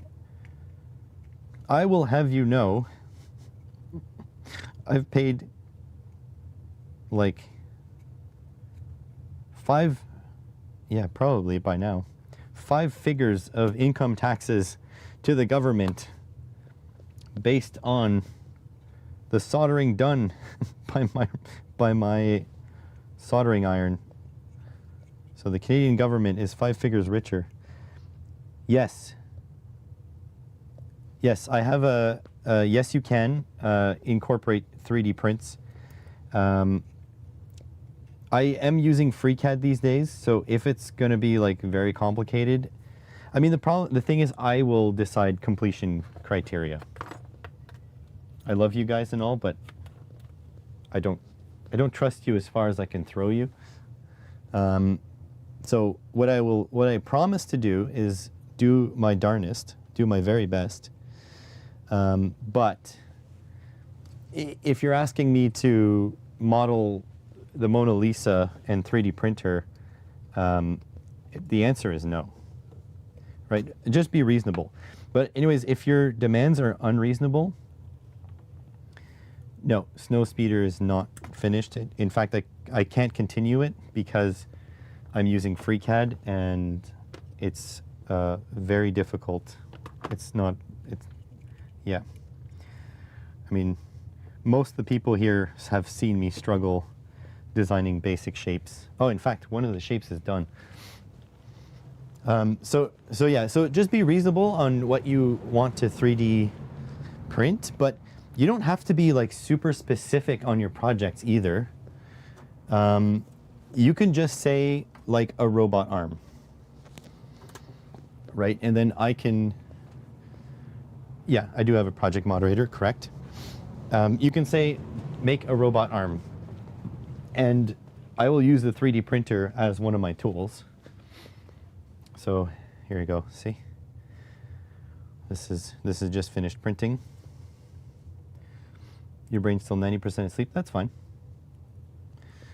So yeah, the snow speeder is a very sad subject to me because I have done a lot of work to it, but the issue is, let's see, current, let's go 1 amp, enter. The issue is that FreeCAD is just, it's very difficult to get my brain around it. So I'm doing my best, but you know, I am learning, I'm working with KiCad, FreeCAD, I'm learning coding, I'm making PCBs, I'm designing projects, like I'm very busy. I'm streaming, you know, 2 to 4 hours a day. I just thought of your submission. Interesting. No hints, no hints. Shh, shh, no hints. No hints. I won't even look at the document then. So yeah, no snow speeder. Anyways, let's see if they click. All the relays are the same way. All right, horn.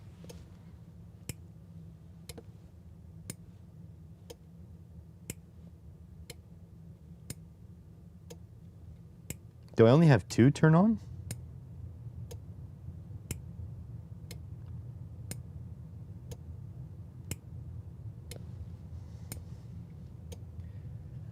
So only these 2 work, but it's probably because of my soldering down here.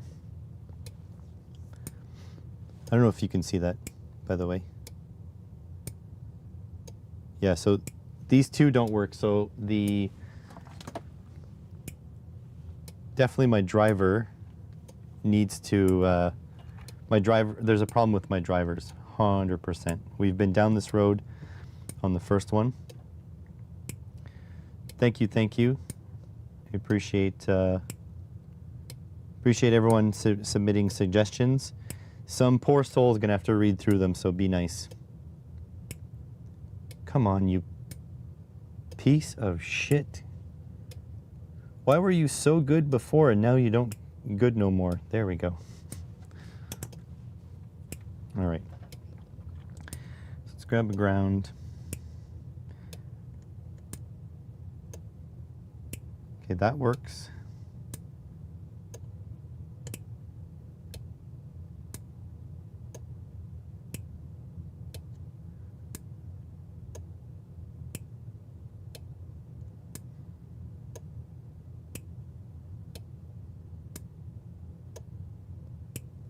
Okay.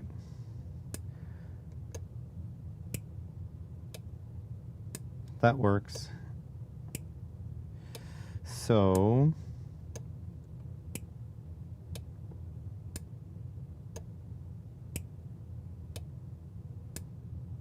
okay, so yeah, something with the soldering here.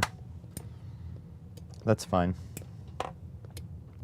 We shall deal with it. It's almost like I should have a... it's almost like I should have my microscope set up, but I don't. Here, you know what? I'll just unplug it from here and leave it plugged into the board. All right. Oh yeah, let's grab this bad boy.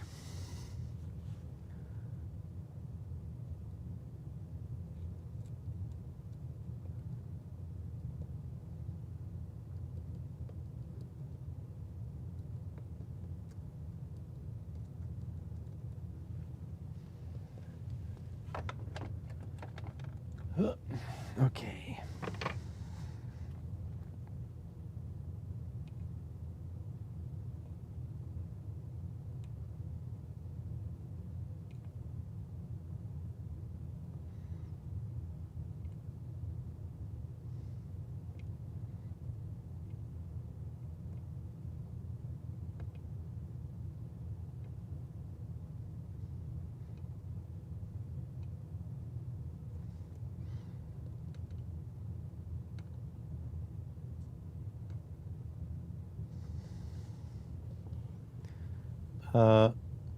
Little off topic. Play Balatro. No, I've been. So I own a Steam Deck, and I've been looking for games to play specifically on the Steam Deck, and Balatro is on lots of people's lists. But the truth is, it's not that I don't lack games to play, it's that I lack time. Because I'm trying to learn Python well enough to teach it. And so I am coding on boot.dev, and I'm also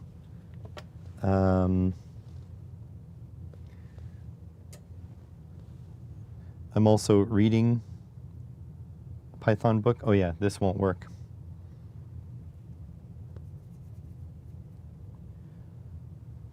I'm also reading a book on Python, so I really don't have much spare time.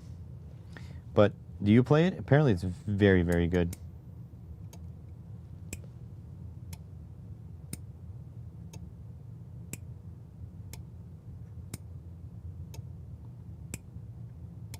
Still the same one's not working.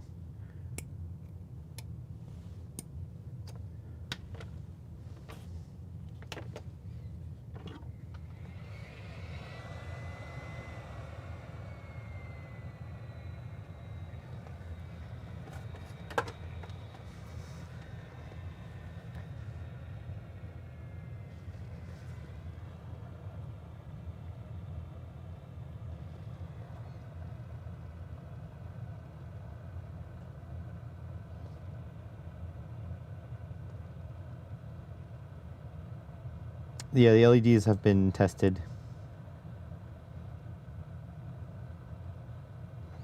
But valid suggestion. Try to keep the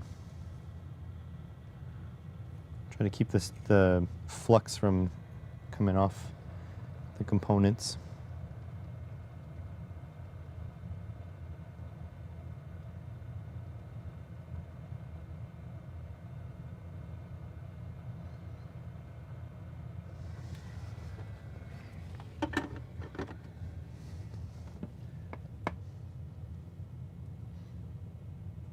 Oh, this is dangerous though.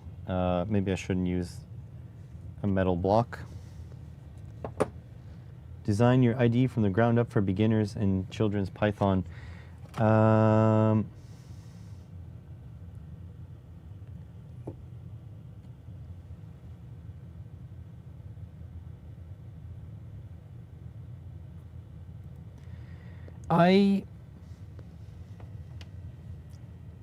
I'll be willing to try it,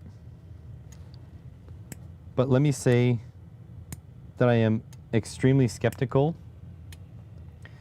because I think coders tend to be horrible at teaching code. I don't know if that's you, but I've definitely had so many issues with things not being clear in code. Does that make sense? Like boot.dev is a phenomenal resource, but it feels like you already need to be good at code for some of it. You know what I'm saying? And I'm so done with being negative with learning to code. that like I feel bad. Like it's obvious, like the boot devs, it's obvious they've done a shit ton of work to make a good product, but for some reason I might just be too dumb. I don't know. Like I know it's no platform dependent. Interesting.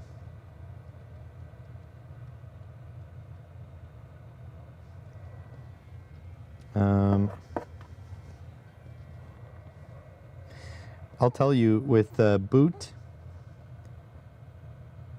the very first course is like incredible. Like I couldn't believe how good the first course was. But then it feels like it leaves you behind in later courses. It feels like you need to know stuff already.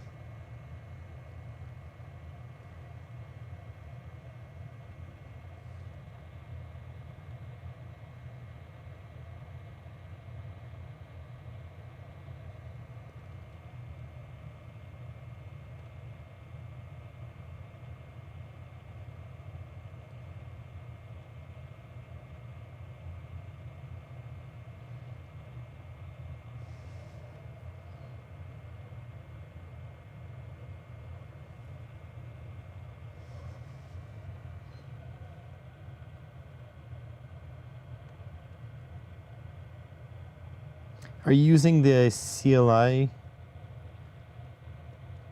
Are you using the CLI Gemini?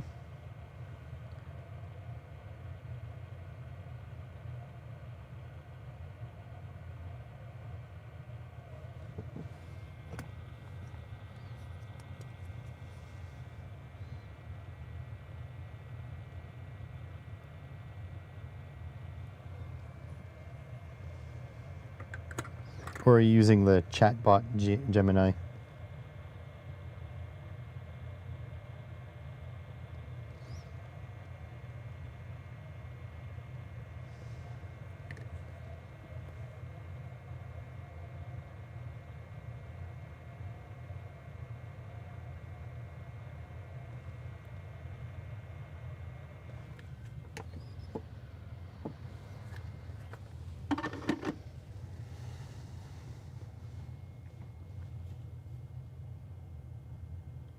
Haven't worked that out using the website. Okay. Google almost had me paying for Gemini yesterday. So 3 work now. 1, 2, 3. Just the last one doesn't work.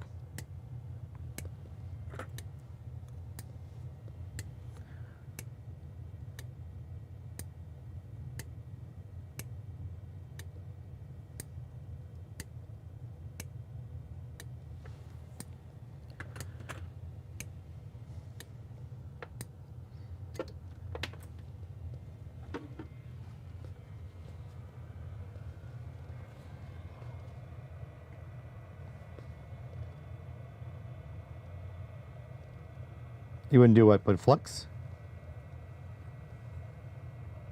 Or like reflow with the power on?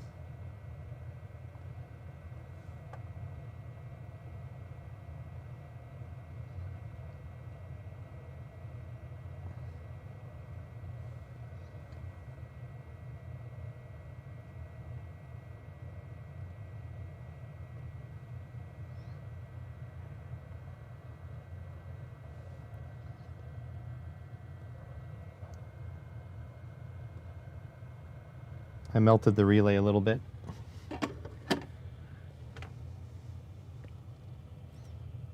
Yeah, reflow. Yeah, I know.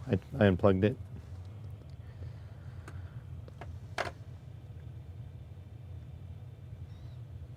I'm just going to make sure I got my values correct.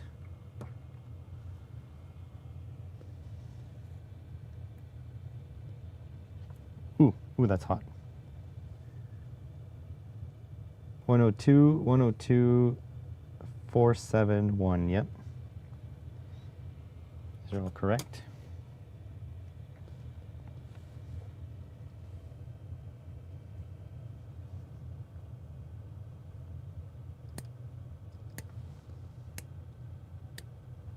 Damn it.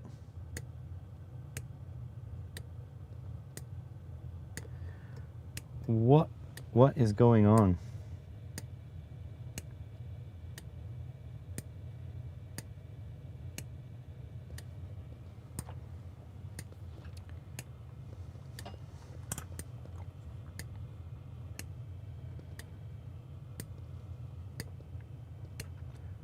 Your offensive number today, 12.96. Why do you stop? Why do you stop before the end? You're so close.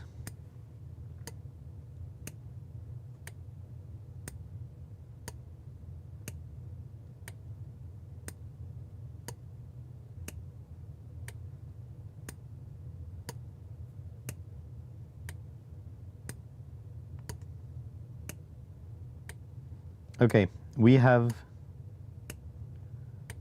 a dud transistor.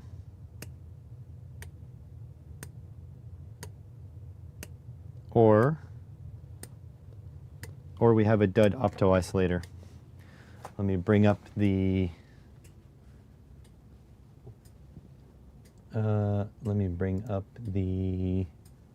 KiCad file.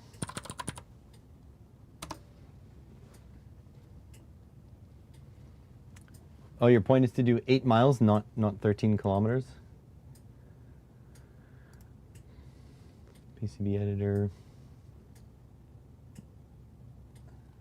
Okay. So let's check this out. So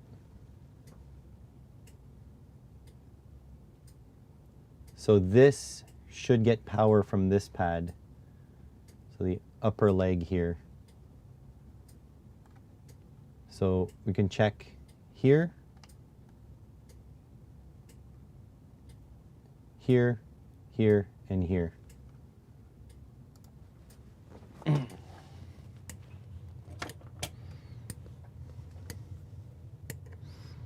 Okay, so this pad, nope.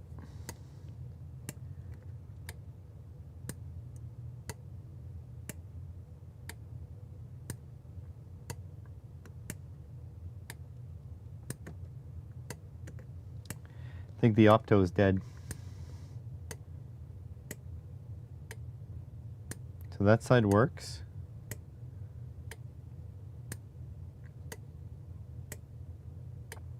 That side works. Is this not getting 12 volts? Oh. Hang on a second here. We should have 12 volts on that pad.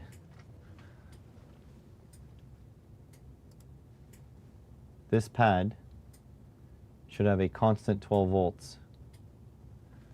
And we're not measuring that right now.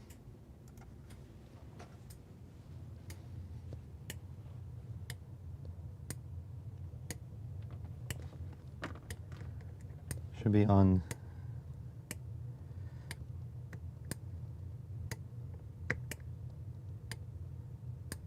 No 12 volts there. Okay, does this have 12 volts? Yep. So why does that pad not have 12 volts? 12 volts, it should be on the pour.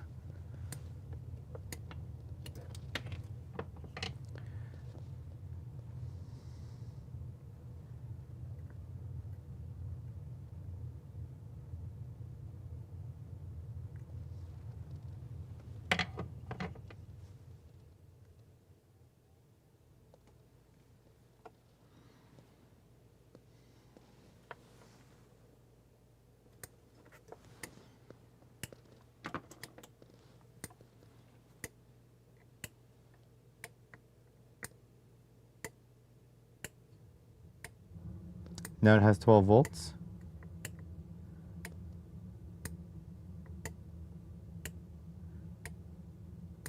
Okay, now the transistor gets 12 volts. Okay, so opto-isolator fixed.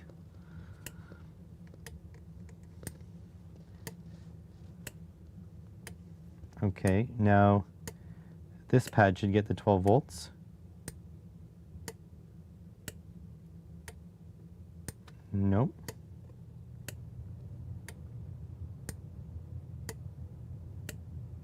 Nothing.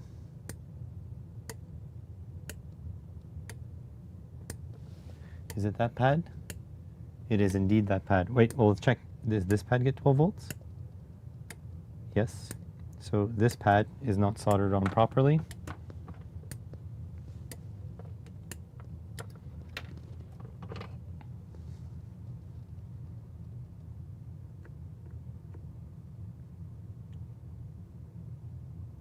Well, there goes the resistor.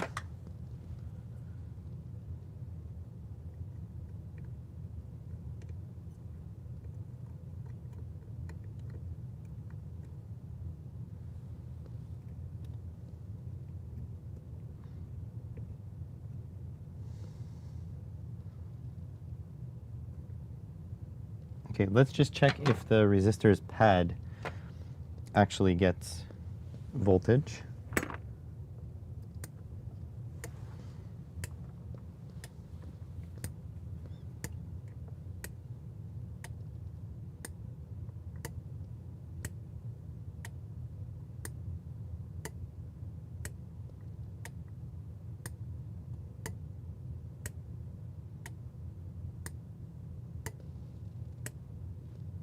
Nope.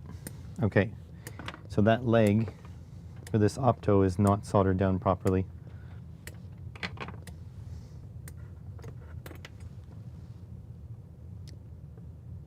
Need to go in 10 minutes? All right.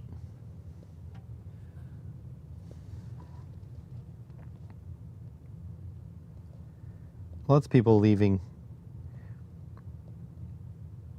If you leave me now, you take away the greatest part of me.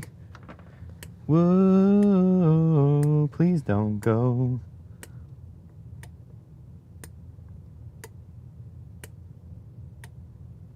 Got it. Okay, now we need to resolder the 1K base resistor.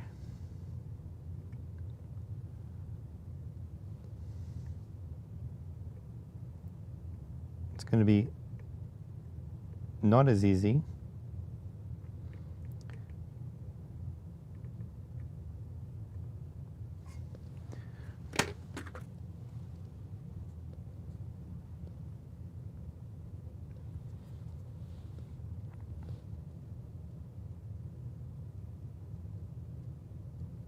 Of course, it just stuck to the flux.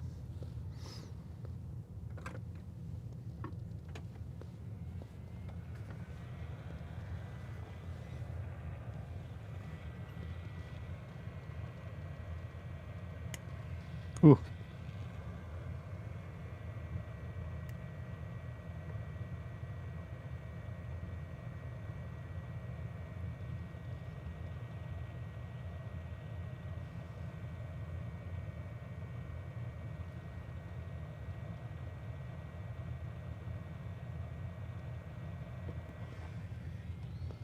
See if that worked.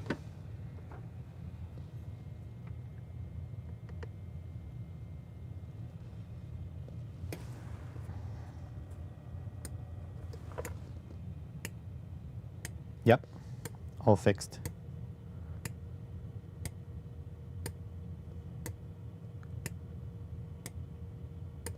Sounds like a clock.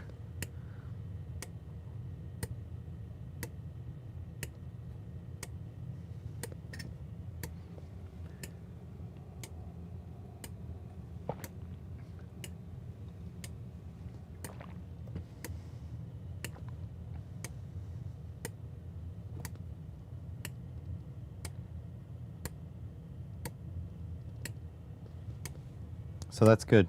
It all works.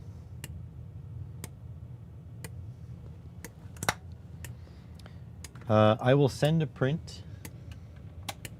Oh, no, I'm going to leave that on. I'm going to send a print to the 3D printer, and then we can continue that, and then I'll take a coffee break. If I come here. So I took the print off, and then I already sent this, matrix frame, start print. Let's do the heated bed leveling. Send it.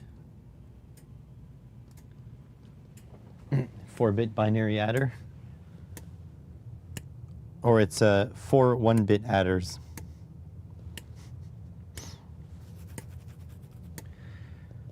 Okay.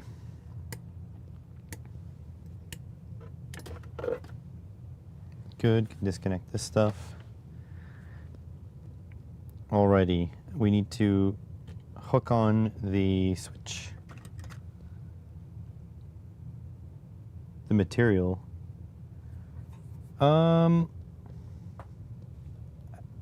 Okay.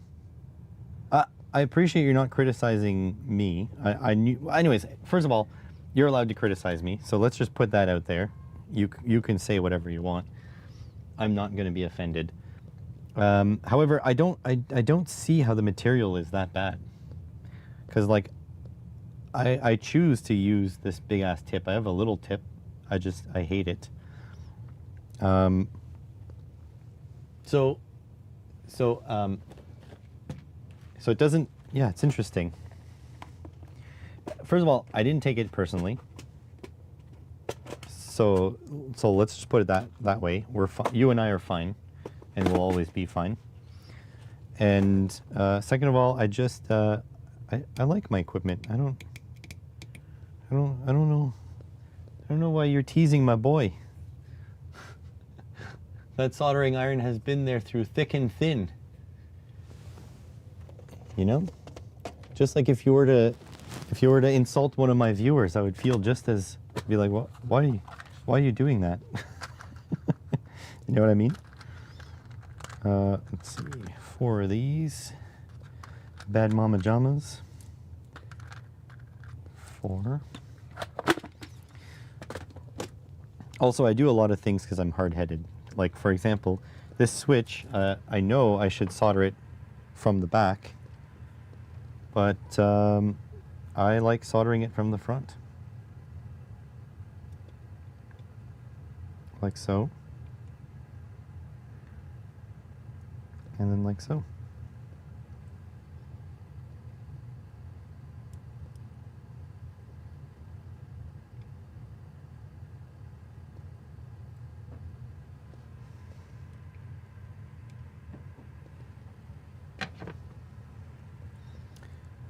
And then these bad mama jamas.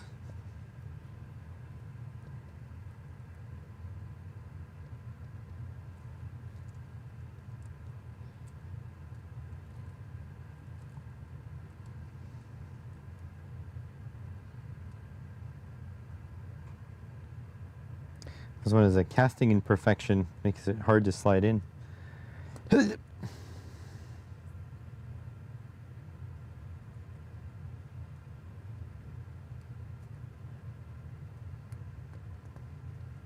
There we go.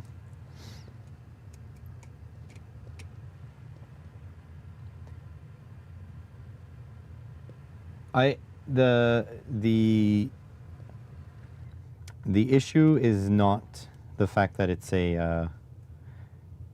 it's my soldering iron. I think the issue is that I have I use the, I don't know why, don't ask me why, but I use the non-hand solder footprints, so they're a little bit more compact.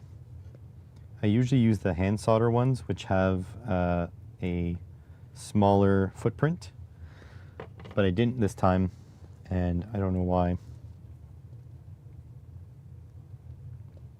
And honestly, I really should have just done all of these parts through hole, but I find surface mount soldering so satisfying. Like, your board is so tiny, it takes up so little space.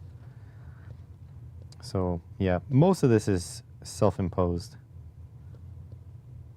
I mean, actually, I designed it. It's all self-imposed. What am I saying?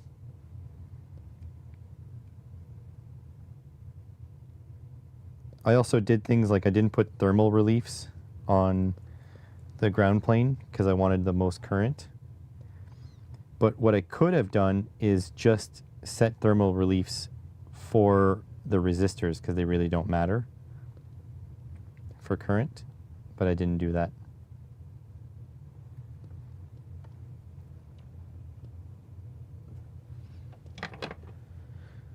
Should have used a hot plate. Yeah, I know. But I like, I see, that's what I'm saying. I like hand soldering. It's calming, it's soothing, it de-stresses.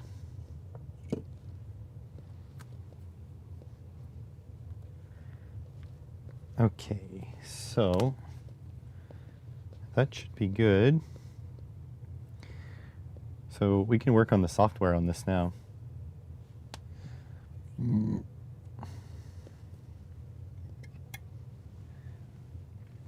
Okay, time for coffee. Actually, you know what? You guys can watch, everyone else in the chat have their own YouTube channel. Yes, Adam does. AJB2K3, he has a YouTube channel. Junk from Work used to, he nuked it. So go to channel. So this is Error 404 Workshop. Junk from Work nuked his channel. Lockwatcher has a channel. I don't know if he chats from his main. Go to channel. Yes, he does chat from his main. So there is Lockwatcher. And of course, Basement Electronics, which is Curtis Ireland.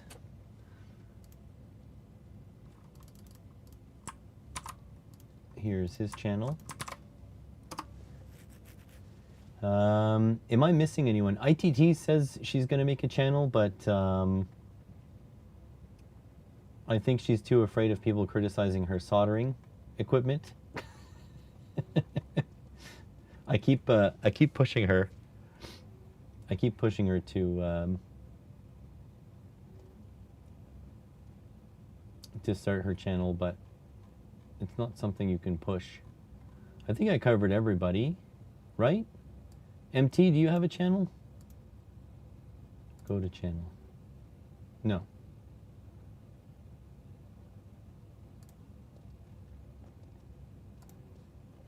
All right, so here, you guys can watch the print do its thing. I will go get coffee, and I'll be right back.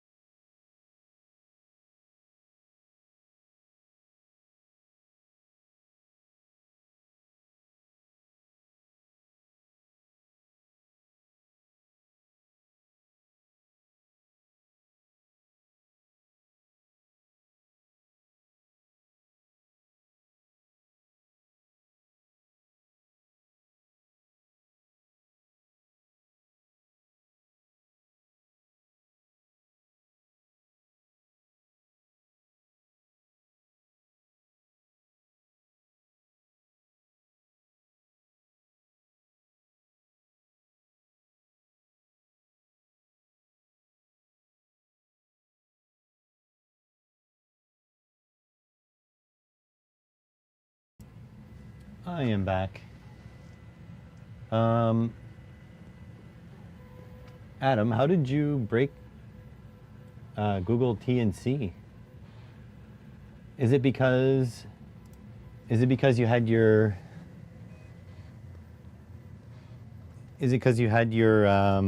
face on camera and it was too hot for Google to handle, or what's the deal? Is that what's going on? Also, I need to check something. So the stream is now going out into the Shorts feed as well.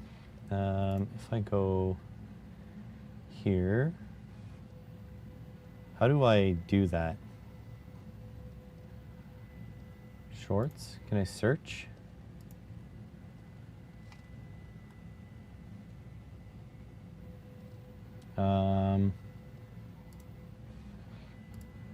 Is there, I don't, live.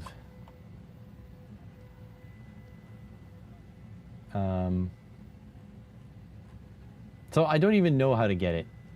Anyways, did want to check something. Simple Electronics, that's me. And videos and oldest. It says 9 years. So has it not been? A second here. August 10th, 2016. So in August it'll be 10 years. This is a really bad review. Look at how shit these old videos were.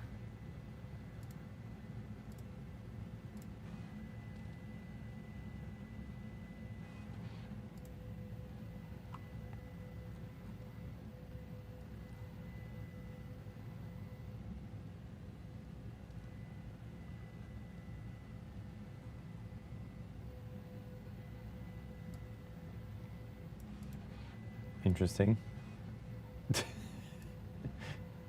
It's broke, Chief? I don't fucking know. What was I saying? Anyways, in August it'll be 10 years of Simple Electronics YouTube channel. Isn't that crazy? 10 years. What year is it? Okay. So are we... I guess we're going to do some code. Not that I want to. Because I'd really like to program in Python, but I don't think this thing is strong enough in Python. Thank you, thank you. We'll wait till August. We'll do a 10-year celebration in August. Maybe we'll do another one-day challenge in August. Depends how much you guys like the one-day challenge to start with. Okay. Let's open up Arduino. I might also have to try to migrate from fake T12 to fake JBC cartridge type soldering iron. Can't find the limit of the T12 when using the right tips. Okay. New sketch. I hate Arduino, but here we are. Either way. I don't remember. Didn't you do a one-day challenge before? No.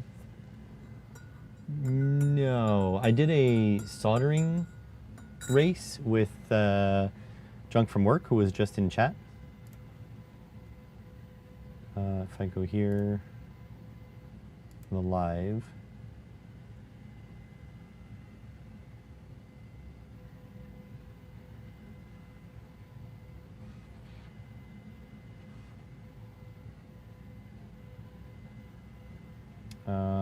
There. Solder off 2019. So 2019. I'm not going to do a 24-hour stream. I might do a stream that's extended by donations. Might do a stream that's like, let's say, 6 hours, and each $20 extended by an hour or something. Could do that. But 24 hours, I'm too old for. I've talked about it. Yes. Yep. I've been talking about it for a while. If I can go back to forms, I just want to see. Rename. No. I just want the details of when I created the form.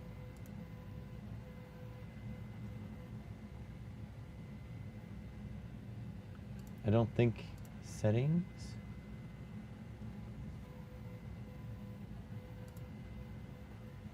No, Google doesn't tell me when I made it. But yeah, I've been talking about it for at least a year now. Ew. Not learning another language. Not learning Rust. Okay. You all know. You all knew this was coming. Okay. I have an ESP32C3 that I want to do this with. Welcome back, Gerald. Want it to once an hour sync its clock with the NTP. I want it to check the time in the loop and have it turn on a relay for 15 minutes every 2 hours. Turn on a second relay for 16 hours every 24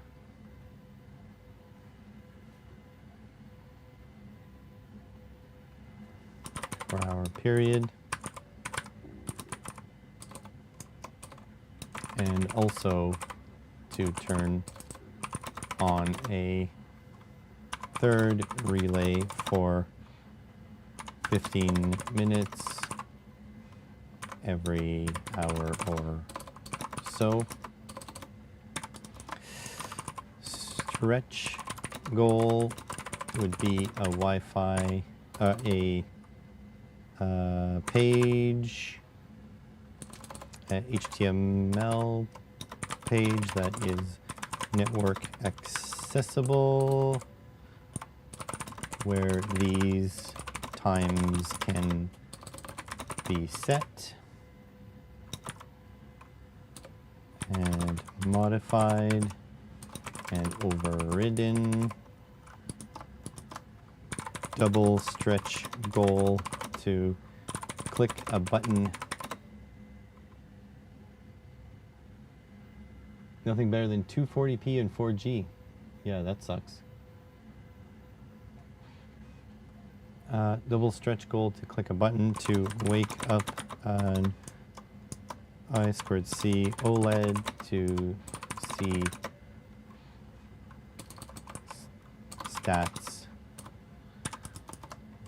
I want to code this in the Arduino IDE, but I don't want you to do it for me. I want you to walk me through it so I understand the logic of the code and learn Arduino C question mark at the same time. So let's do this chunk by chunk, shall we?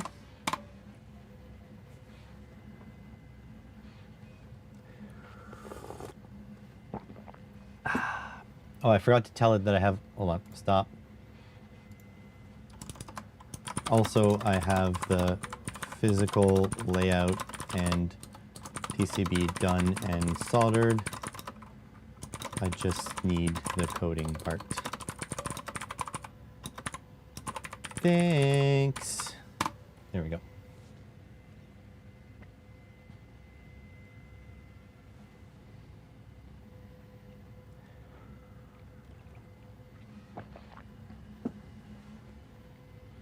Let's do some of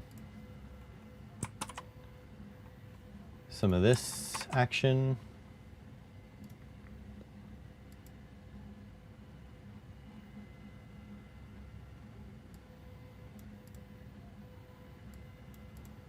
Chunk 1, Foundation, connecting Wi-Fi, getting the real-world time NTP. Chunk 2, the brain. Okay, so has a built-in RTC controller, forgets the time when power is lost. We'll use network time protocol set. Yeah. Okay, so config time. Okay, good. Oh, okay, I thought.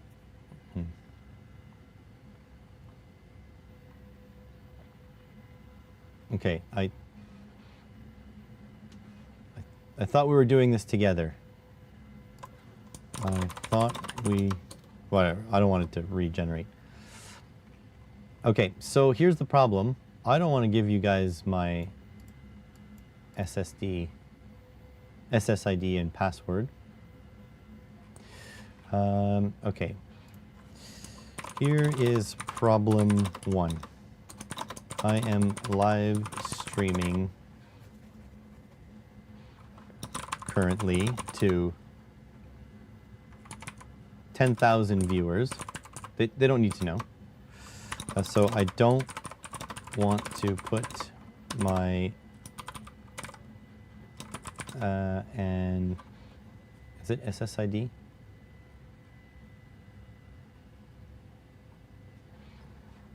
Password in plain text.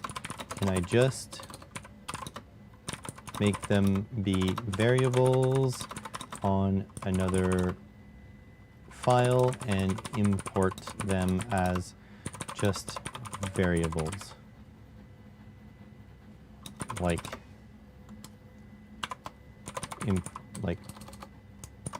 from Wi-Fi.h import SSID password.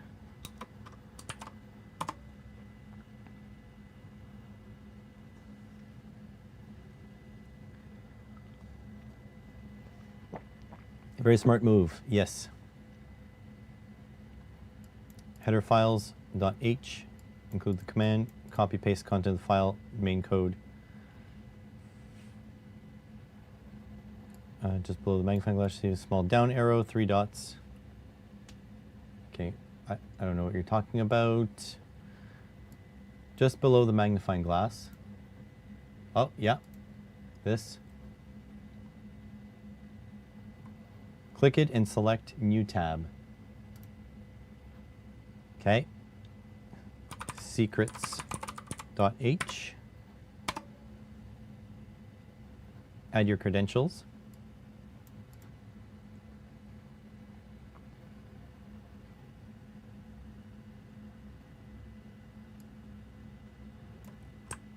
Okay.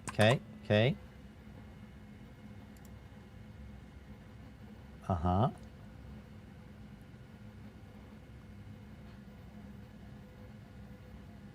Include secrets.h. Okay, you don't need to import. Okay, you can import the whole thing. Good.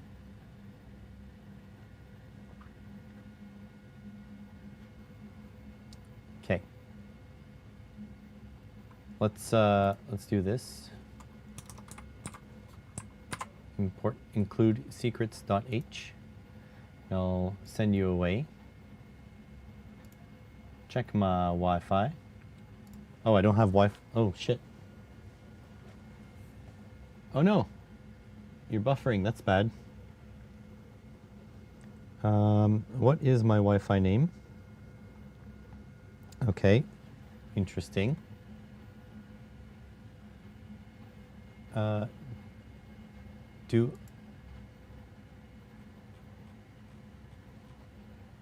Hang on a sec.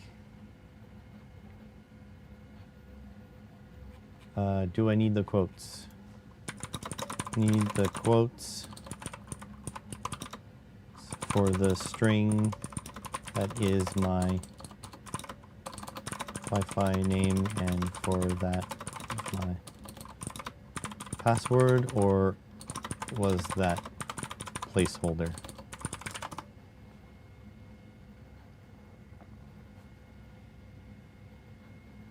Text should always be wrapped in double quotes. Okay, good, good to know.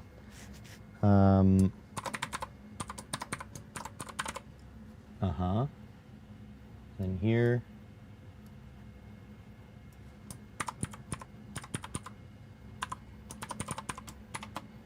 Like that. Save this. Excuse me. Save as.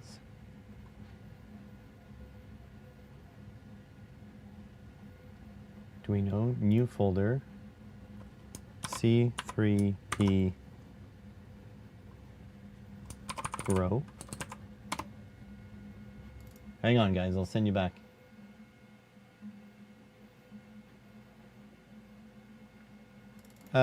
Yeah, I'm a civilian.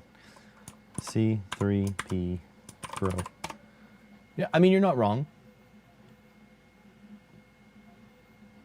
Okay, let's. Okay, and then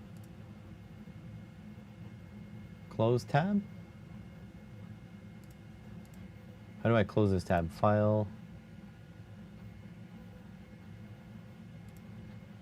Nope. Hang on, I'm still trying to figure out how this works.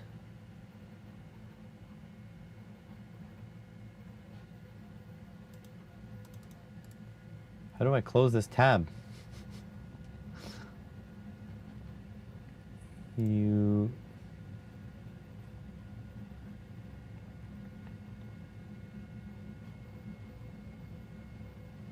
Close this tab and do not click it again.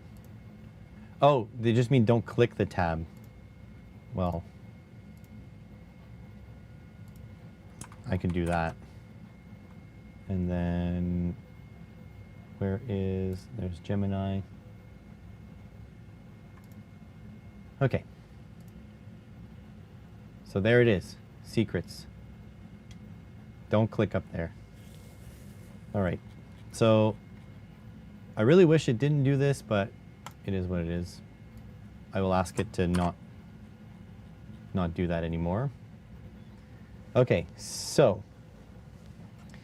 let's go through this. So it opens up my Wi-Fi, my secrets.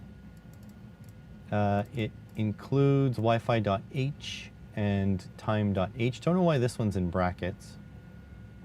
But it is what it is. Configuration. Oh yeah, this needs to change this to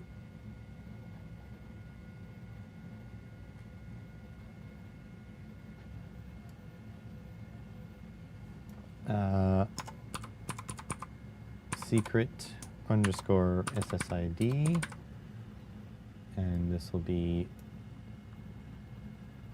secret underscore pass.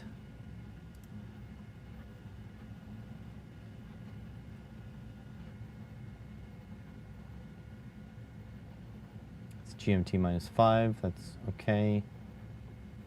Okay, so we set time zone settings. Then we've got an NTP server.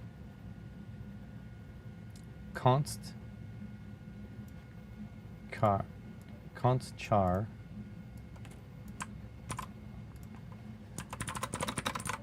Jesus Christ. What is a const char in C++? I think it's just like a string. Single character cannot be modified after initialization. Const char star.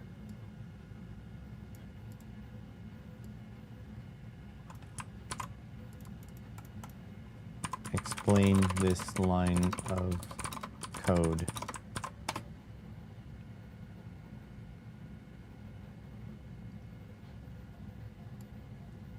A constant pointer to a character string. Okay. I don't know C++ pointers. So we're gonna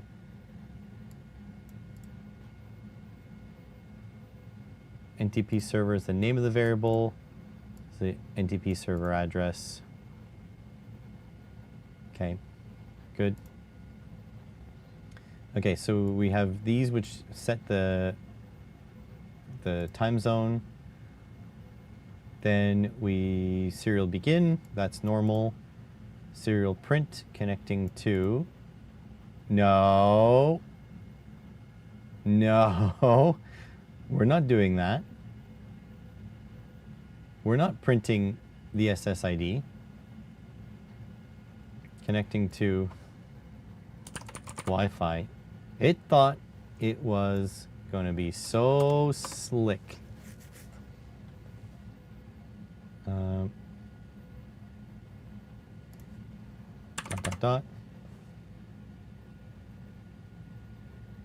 Okay, while Wi-Fi connected, serial print dot. While not connected, oh, it will print dots. Okay, okay. And then it'll print nothing, so an empty line, and then Wi-Fi connected. Good. Initialize the time. This tells ESP32 go to the server, get the time, apply these offsets. It will continue to sync in the background automatically. Okay, time configured. Then check every second. So in the loop now, it'll print local time. Delay 1 second. Print local time. Struct TM time info. I don't know what a struct is.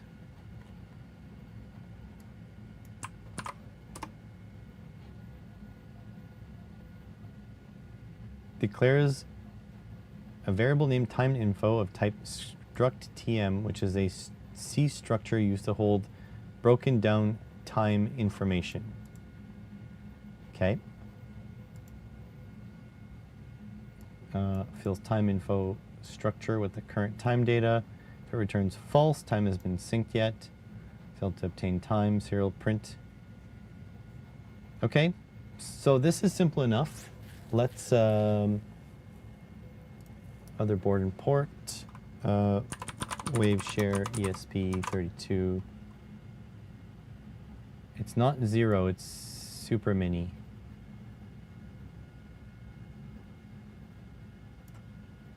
ESP C3.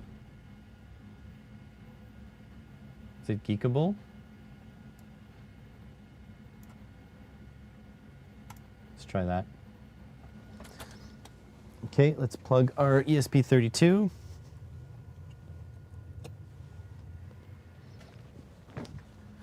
I forgot. Do I just hit the boot? Boot while plugging? Boot while plugging?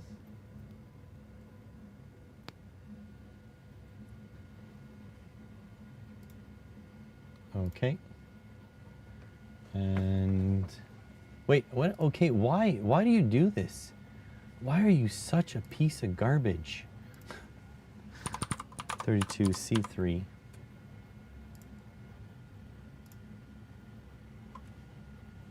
Okay. So I'm going to send you away. I just want to see what it does here. Upload.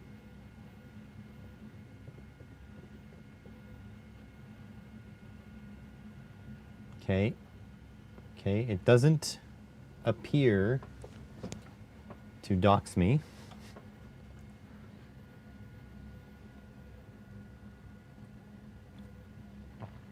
Yet, at least. Compiling the sketch.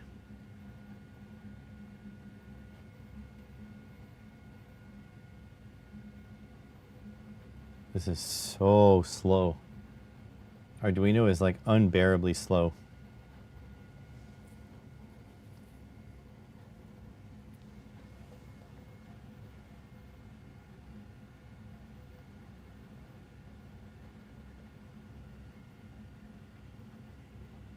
Okay, writing.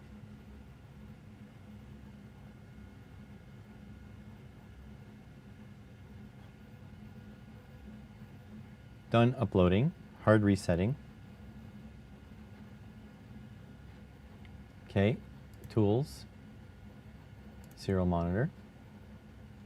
Baud rate is 11 whatever. And I'm going to reset.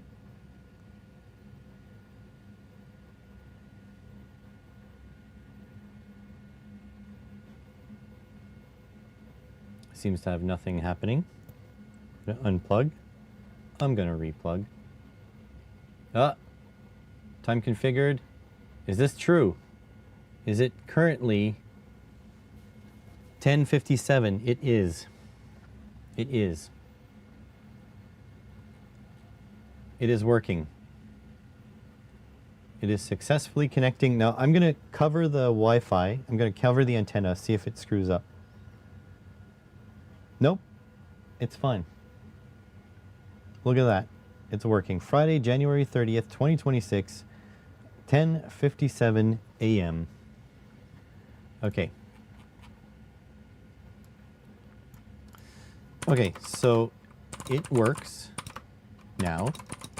That's all good. However, I did ask for you to show me how to do it and not just copy and paste the code, right? Actually, you know what? Screw it. I'm not going to ask this because it's going to tell me to put lines in all sorts of places. It works. I am ready to move on. However, I am afraid that you'll lose me and the code won't work. But let's give it a shot.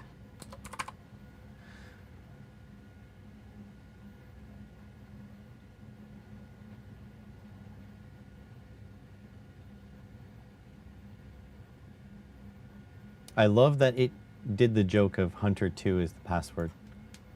That is absolutely hilarious. Pro. No! Tomorrow, whatever. So just the next chunk, but please explain well.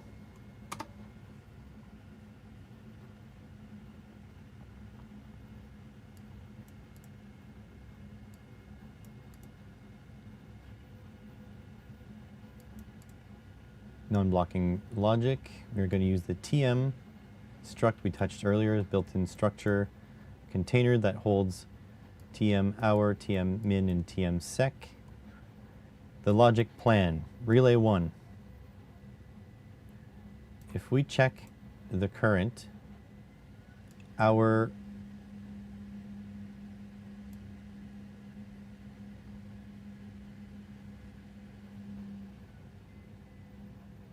do I actually make the days better? That means a lot to me. Thank you, Lockwatcher. We needed that. Okay, relay 1. 15 minutes every 2 hours. If we check if the current hour, so this is modulo. So this divides the hours by 2. And if the answer, the remainder is 0, that means it's an even number. It's divisible by 2. And if minute is smaller than 15,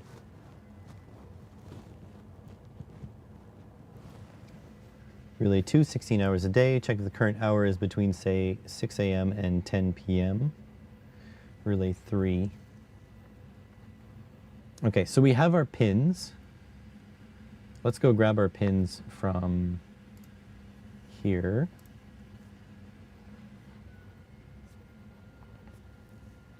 So our pins are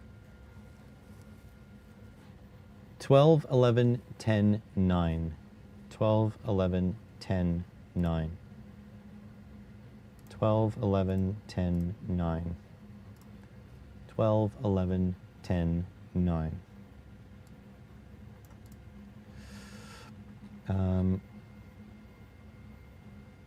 So these are, oh, this is so confusing. See, this is the problem. With AI, you got to break down, with AI, you have to break down into smaller pieces, but C++ is such a messy language that I've got shit everywhere. So I want to wrap this. Okay. I need to do comments.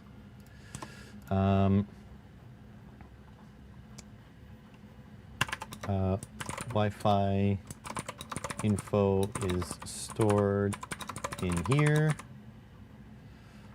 Need to import it.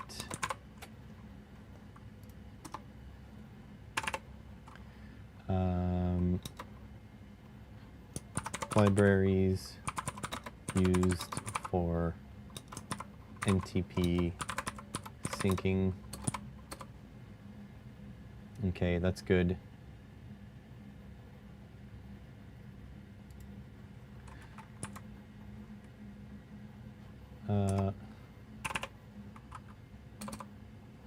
Okay. Now, this is all stuff for the time server. Configuring and setting up. Here, just setting up. Setting up time and Wi-Fi. And then here, end of time Wi-Fi setup.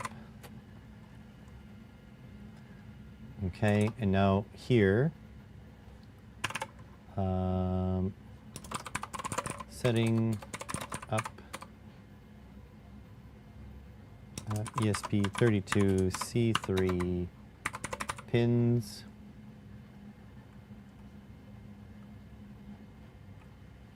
So just kind of want to delimitate. No, it did configuration here. No, fuck off. You're not doing that. I'm just going to make this to start and end. Okay. Okay, so these are...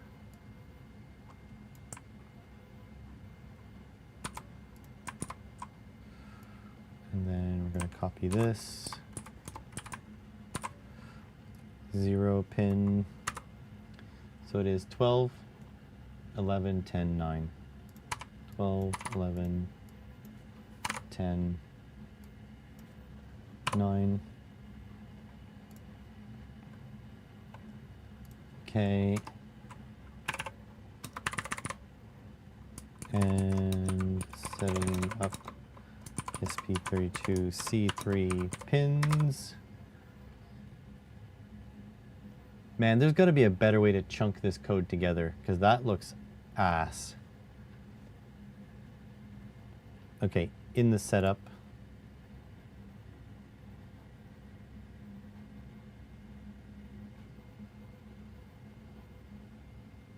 because like this is all crap from the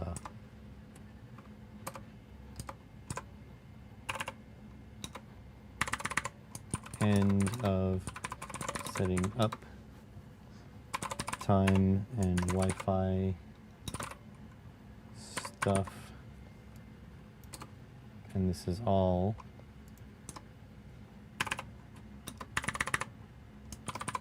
setting up time and Wi-Fi.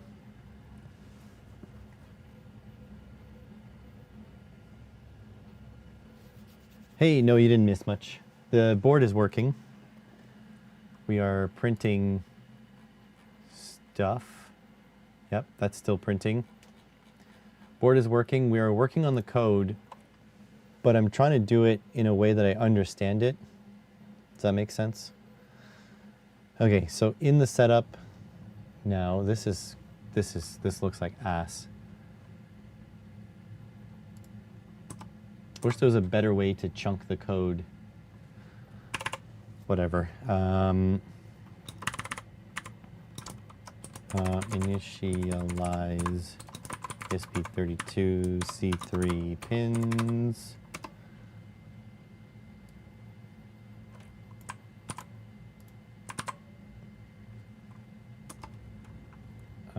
We need one more. Relay 0 pin output. And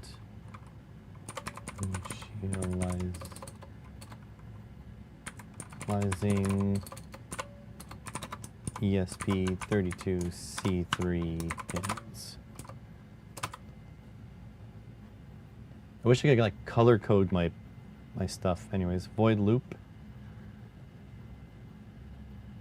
Now this is new.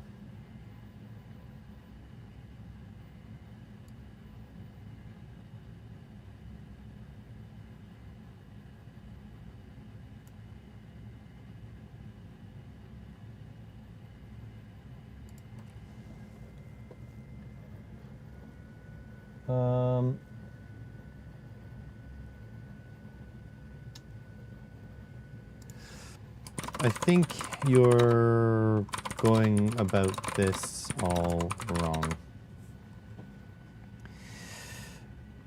What I would really like is that the user can set times themselves, and we will make the relays function. Because in the end, won't we be letting them change it over a web page on Wi-Fi? So why not make a const int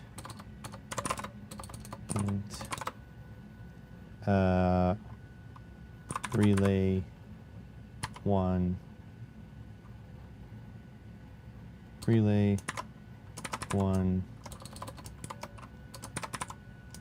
start time equals, I don't know, 10 o'clock.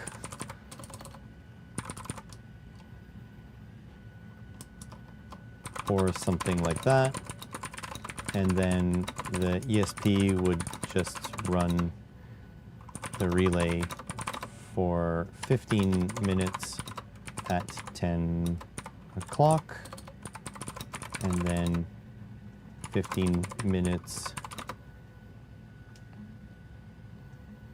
every 2 hours after. Same with relay 2. Can set like 6 a.m. start time, and then go from there.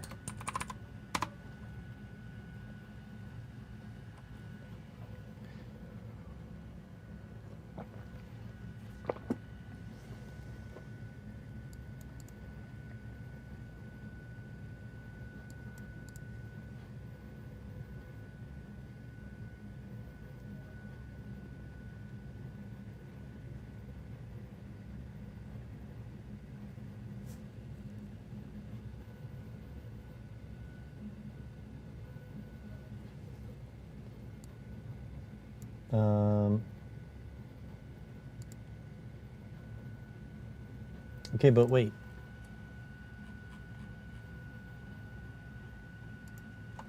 But wait, I think you're wrong again. What if we wanted 6 p.m.? Would the user be forced into military time? Or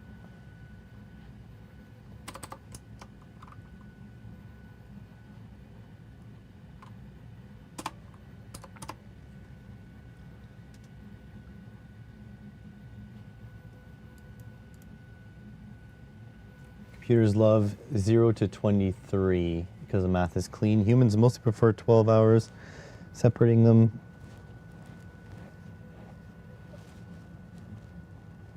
Okay.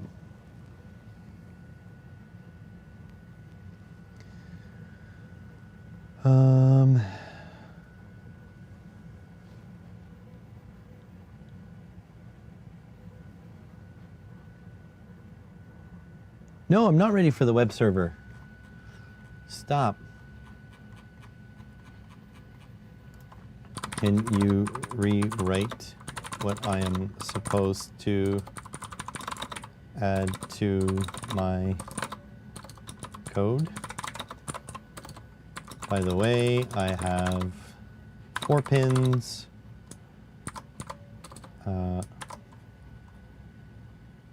What were they again? 12, 11, 10, 9 are the pin numbers for relay 0, 1, 2, 3.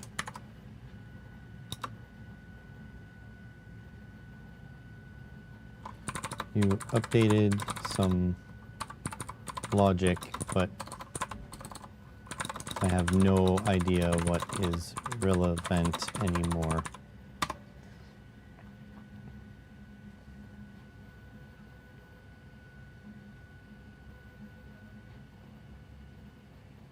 Okay, did this. Yup. Jesus Christ. This is a mess. Okay.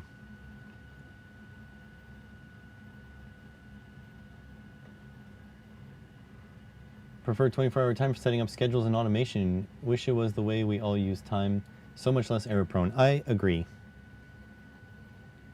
What can I say? I agree with you.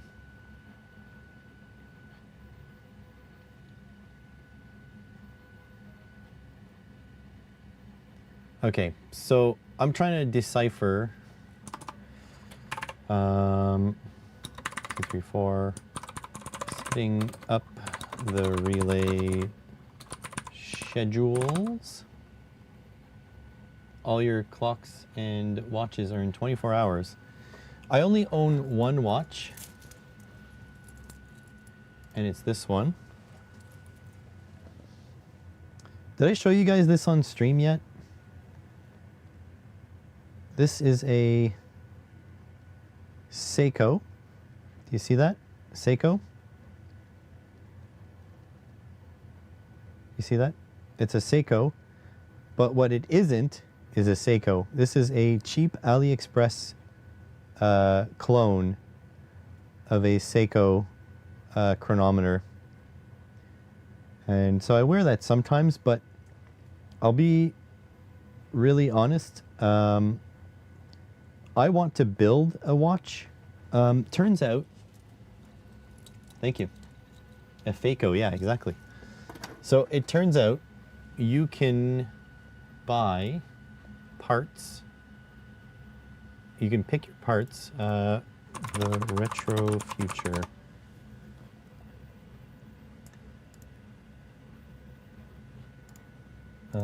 Watch.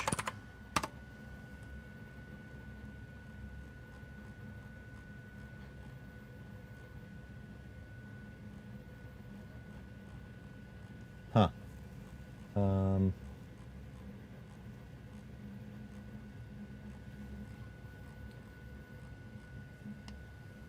Did he remove it? Watch, build.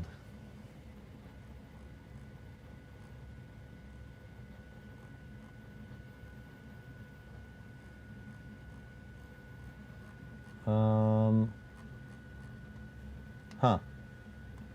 Does he have a second channel?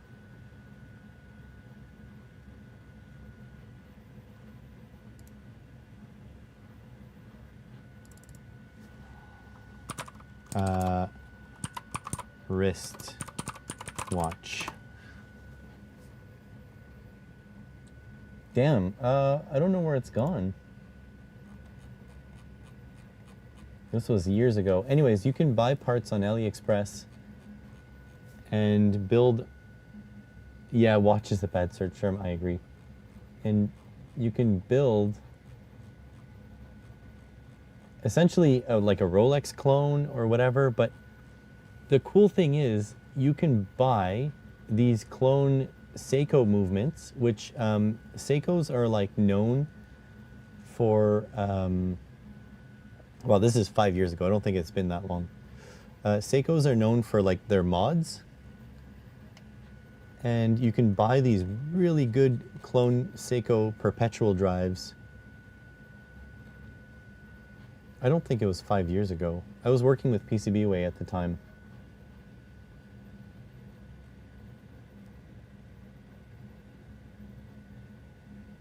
Huh.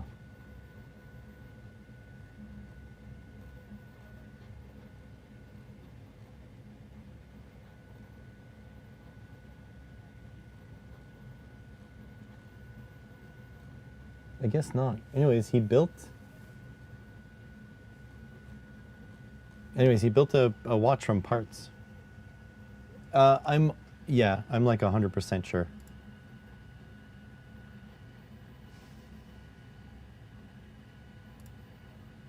Yeah, it's definitely Elliot Cole. Playlists? Vlogs? Oh, he has a girlfriend. Huh.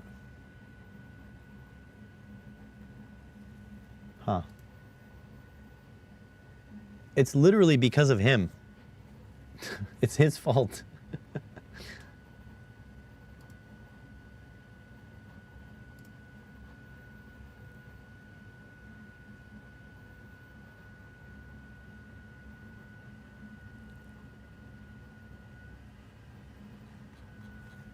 Whatever. I give up. Serious accents? Yeah, that's true. I'm gonna try Gemini Pro on my logged in account. Pro. Damn it. Also have I don't have Pro. Damn it. Okay, never mind. Okay.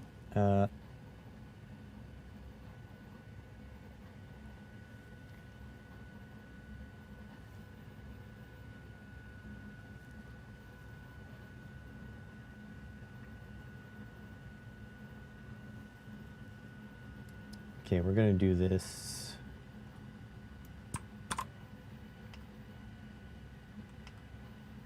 No. No. We're not doing this. We ain't doing this. No, we're gonna do it long. Relay schedules. No. We are doing all of this. No, that's my nomenclature.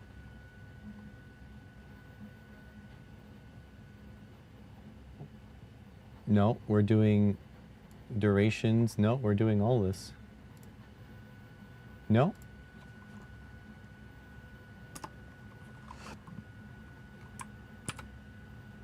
Oh. No, we ain't doing that. Int R1 interval.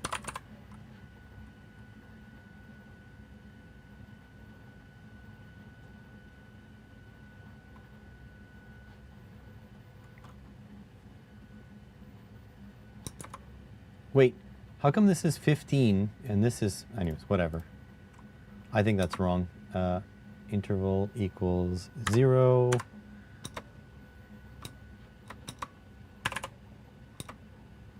Placeholder.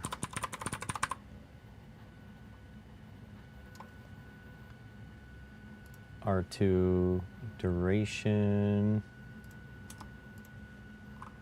Int. No. No, no, no, no, no. We are doing all this. R2. Start. Start hour equals 0.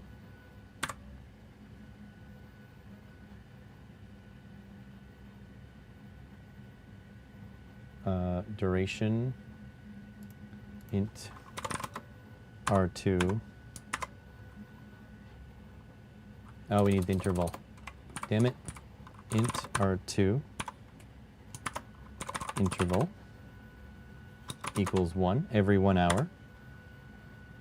And then we're doing this again.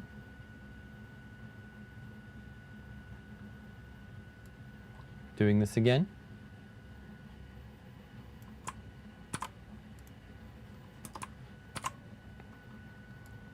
Three, 0, 0, 0.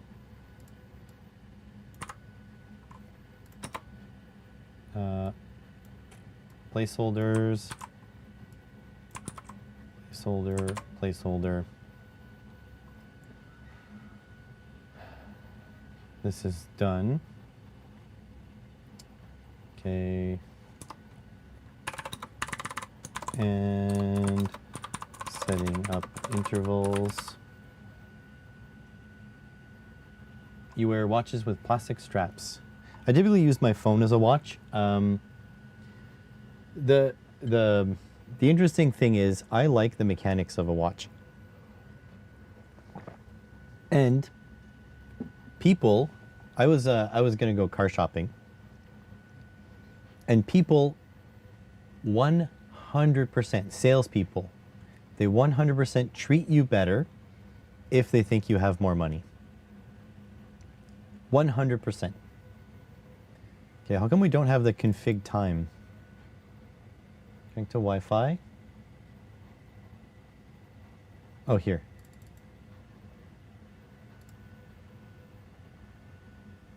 Oh my God, this is a mess.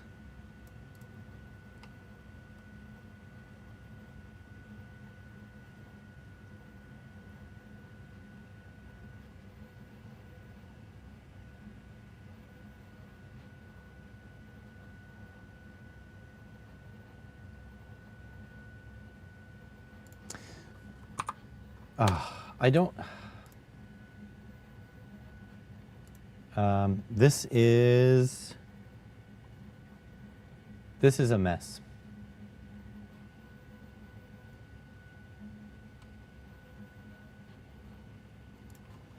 Is there a cleaner way to organize the code? I am thinking about how I am learning Python, and Python is all in modules. Now, I don't agree that modules are the cleanest.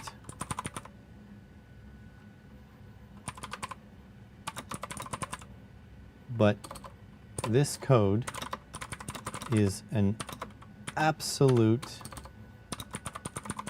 mess. I don't know what chunks are doing Wi-Fi, what chunks are scheduling, what chunks are what. I am trying to set this up so that me and my viewers who may not be familiar with code would be able to peruse it and understand it. Right now, it is a verbose mess with no sections. How does C++ handle that?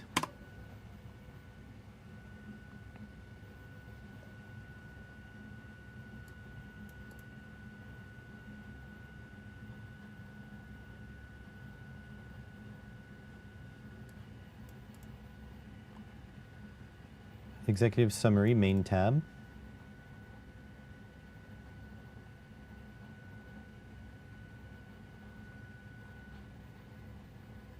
Functional blocks.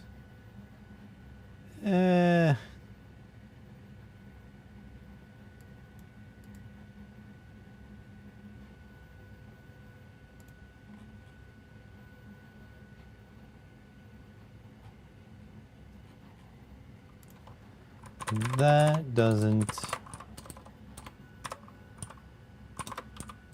it's not bad.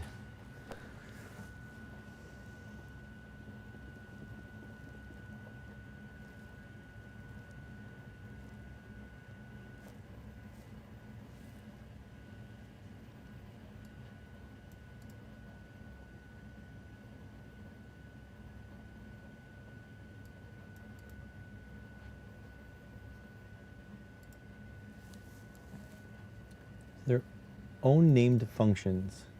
I do like that. I do like this.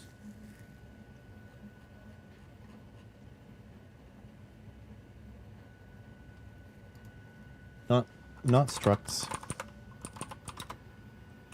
But can you just redo it so that every relay has... Just redo it so that every relay has a start time, duration, and interval.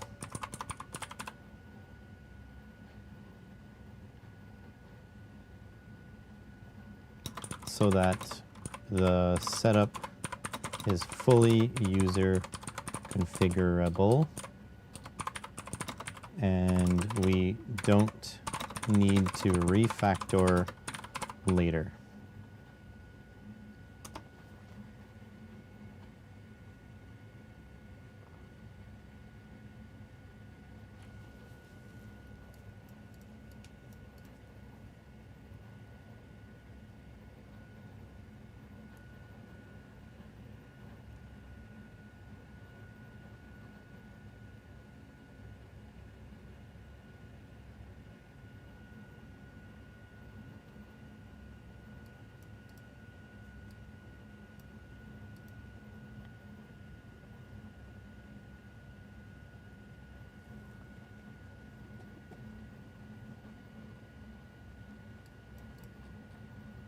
Okay, let's check how clean this is first. Don't want to use a list for relay pins.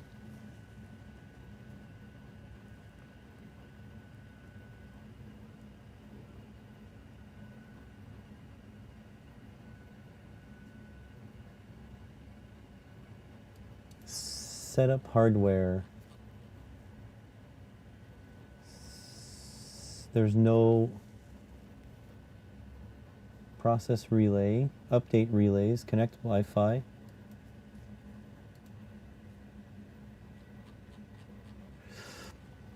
I don't want to use lists to set up the hardware or assign pins. It is not readable, not user friendly.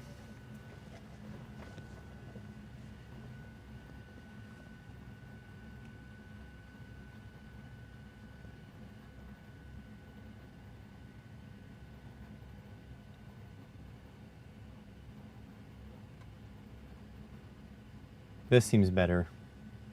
Jesus Christ. I really don't... Yeah, that's okay. It's fine. Okay, let's use this.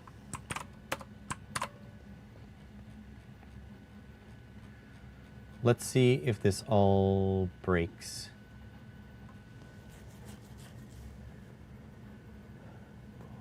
TP.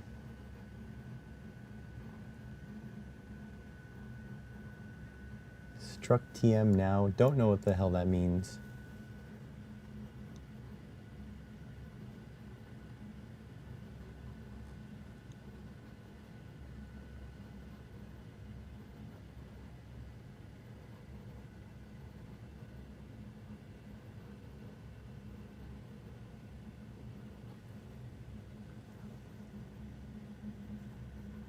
Okay, I think we're good. Let's see if it verifies.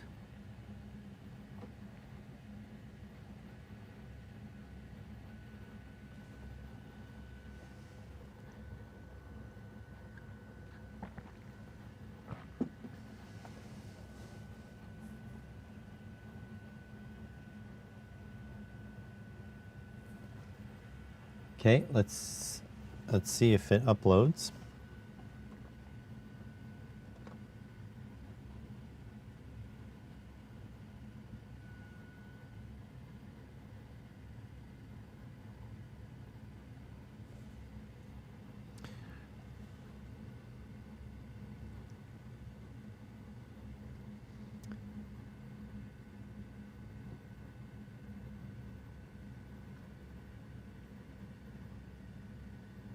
Hold on, I'm reading a spam email here.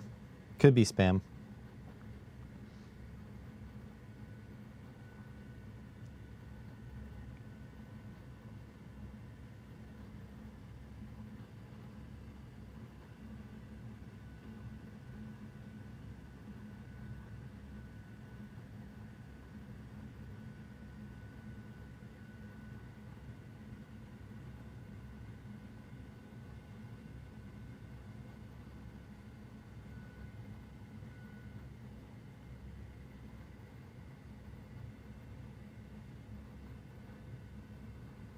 Yeah, they're asking, it's a company, they want to make my channel grow.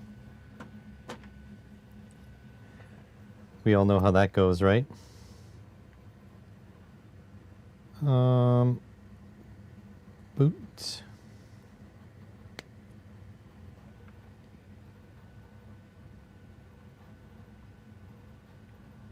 Okay, so that's no longer updating. So I'll try to upload this.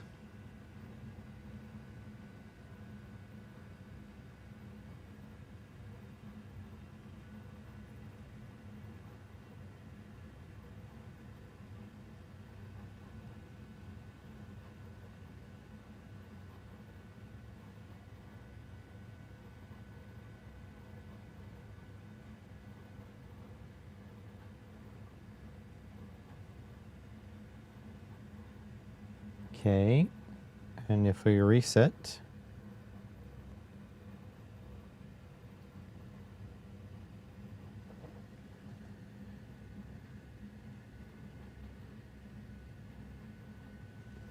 don't know if that works. Replug.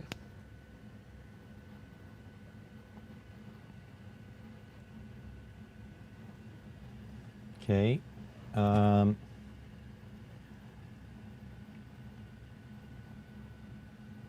Badly? What's badly?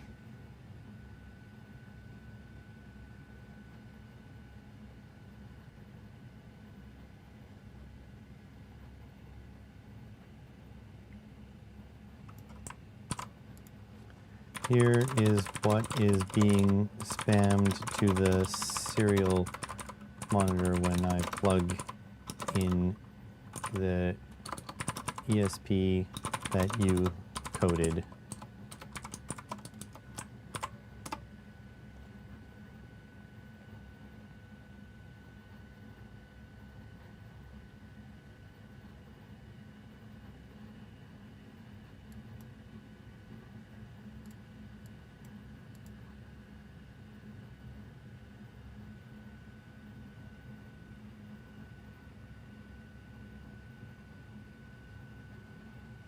Oh my god.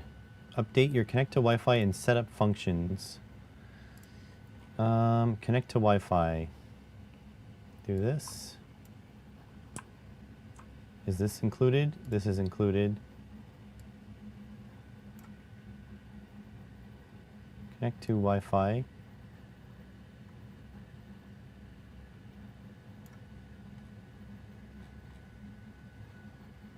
Wait, but what's the setup? So this opens. That must be the close. That's the connect to Wi-Fi.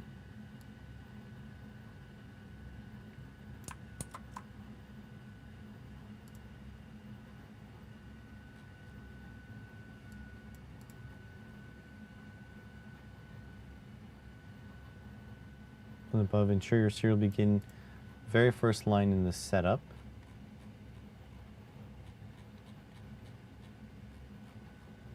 It is. Upload. Okay, boot.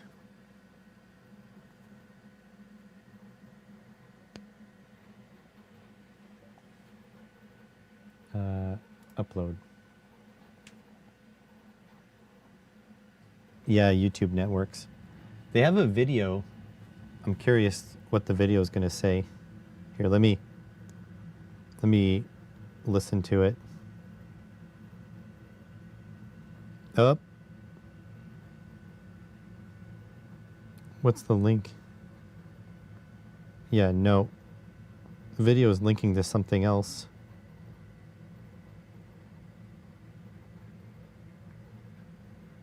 Loom.com.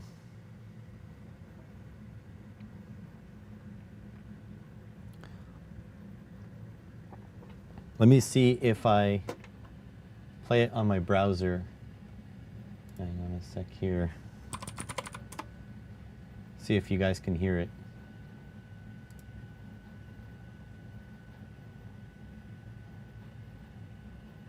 No, it's not even a video.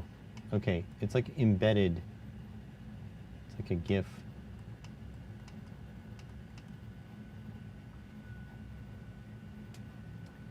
So let's see what the who is info is. Who is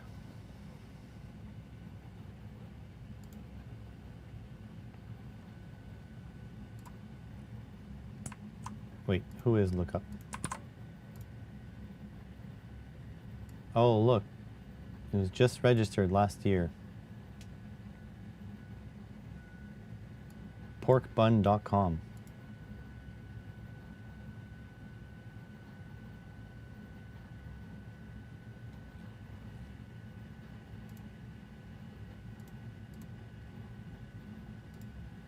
And at ZTH Training.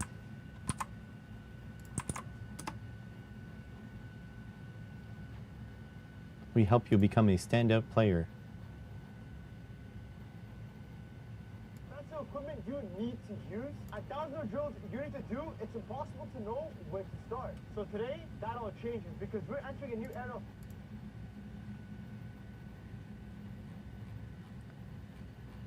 So this guy is a soccer player.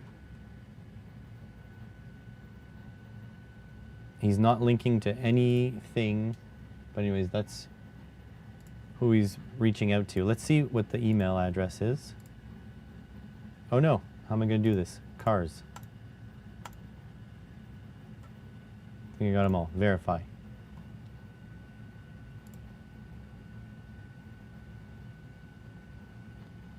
It's, yeah, it has nothing to do. Has nothing to do with it. No, I'm not doing it.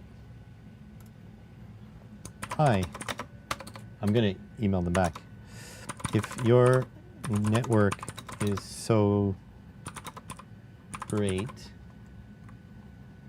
why is a football YouTuber sending you to reach out to me? Maybe I'll be, hi, tell me more. I am so interested. There we go. I'm gonna string them along a little bit. Okay, let's get back to here. So now, if I connect this,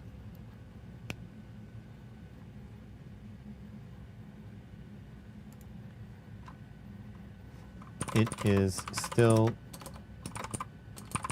freaking out the same way. Wait, did I upload it? I don't know if I actually uploaded it.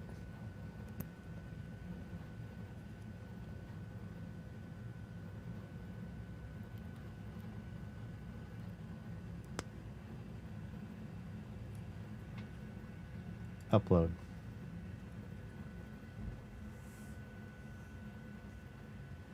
We'll see if they send me more emails.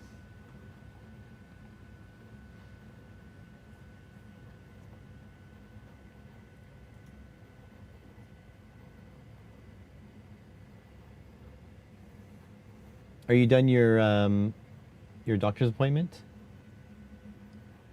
Mrs. ITT? ITT Technical Institute? Unplug. Replug. Still freaking out the same way. Looks like you broke it. Break it? Broke it.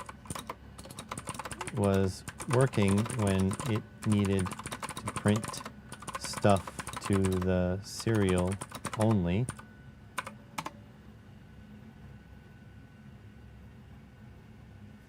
Oh, I got a spam email.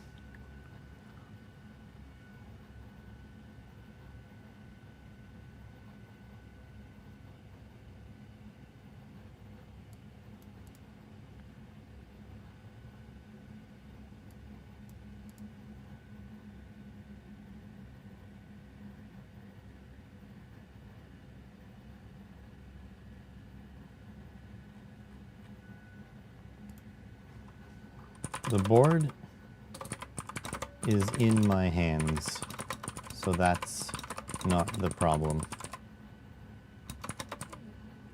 Literally only the USB connected, and I do not want to run 6 or 7 diagnostic programs while you figure out the fault. Should be able to look at the code and see why the ESP would be freaking out.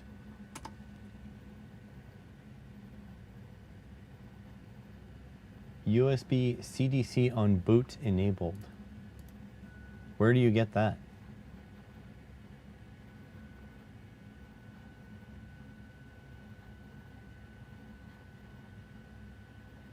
Where do you set that?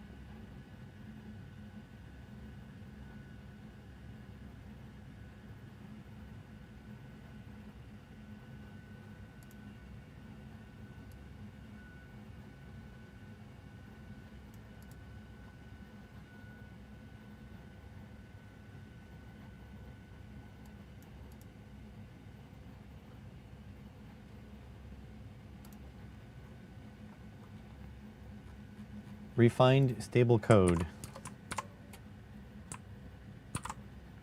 Okay. Let's boot. It's an option if you use ESP32C3. Okay. So it's possible that the Super Mini is not the correct definition.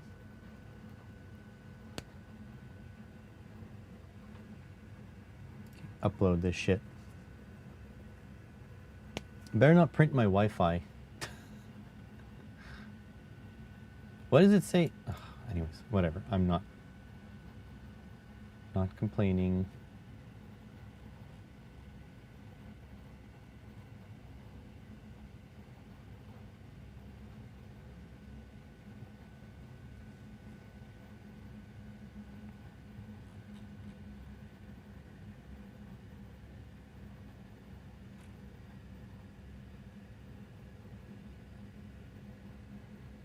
Is it? Oh, okay.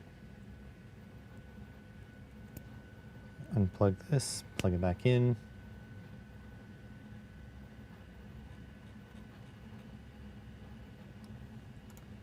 Still freaking out. Also, you ruined all the niceness in the code. Looks like poop now.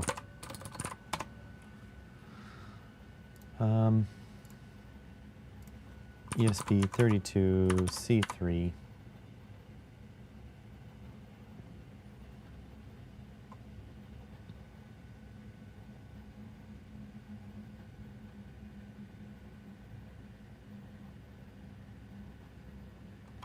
Dev. Which, I don't have an ESP. How's it going, Jackie? C3. I don't have a dev board. I have the Cutie Pie, the Beetle, the Geekable Mini, the Olimex ESP. Okay, no dash. This one, dev module, tools, and then you said USB CDC on boot. Enabled.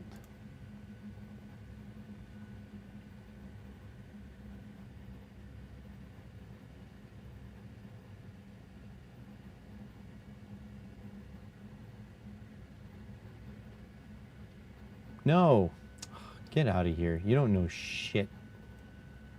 Here, let's just upload the same exact code.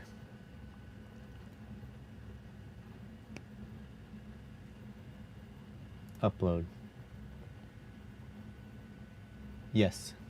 Yes, or else you wouldn't have the board definition there, ITT. ITT Technical Institute.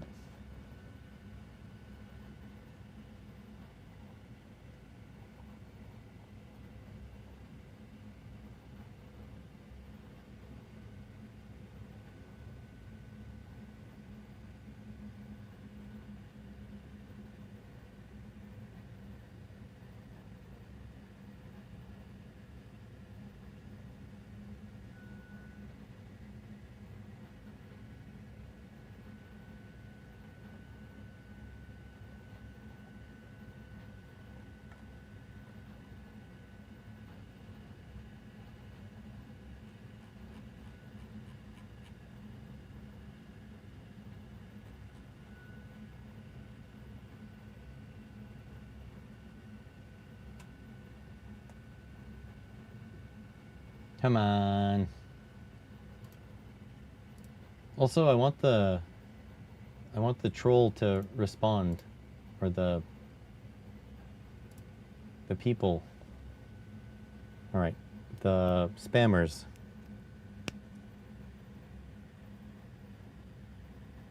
Nope, same stuff.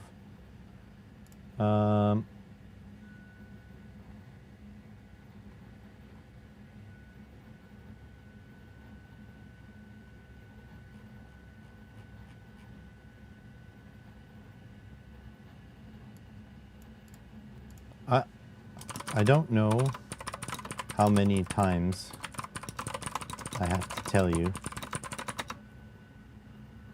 The board, the dev board, the C3, is not sitting in a PCB. It is in my hands. Only the USB is connected.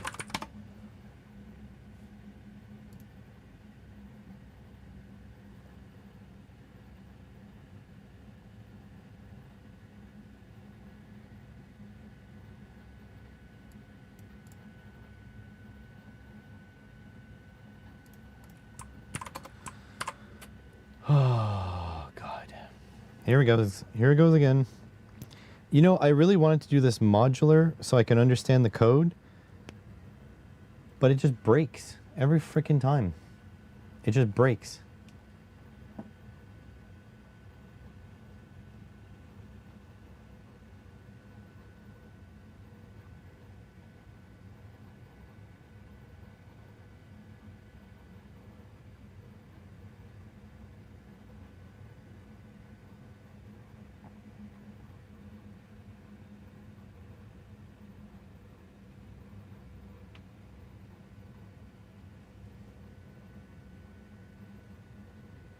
Okay, here it goes. Gonna let it index. I don't know what indexing means, but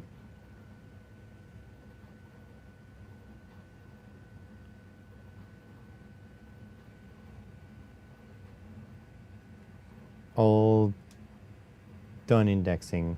Unplug, replug. So now it's working. Wi-Fi okay.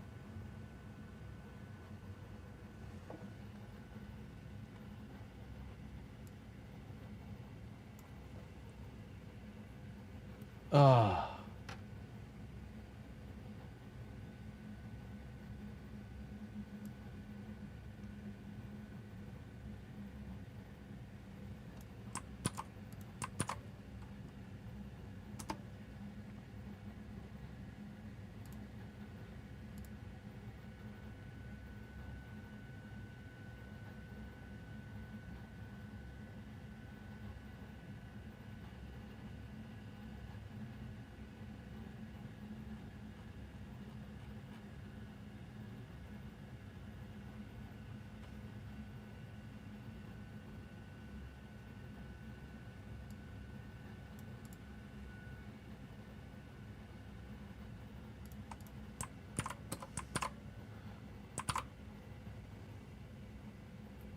Yeah, I had stuff printing to the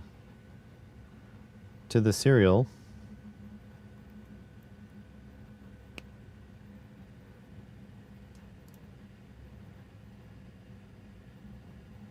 Wait, why is this is just diagnostic code. I told it I didn't want it to do that.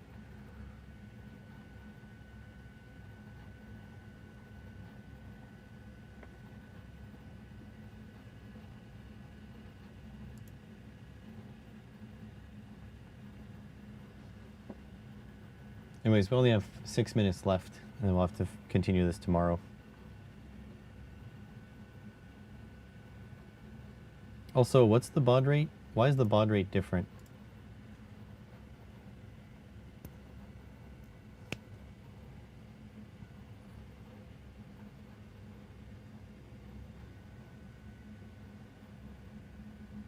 Wi-Fi okay, setup finished, syncing, stable time. This works, but it isn't our code. It's just diagnostic code. And we had working diagnostic code at the start of this journey. Didn't we? So we destroyed an acre's worth of rainforest on you writing code and ended up where we started. Been decompiling a 6800 and not much help.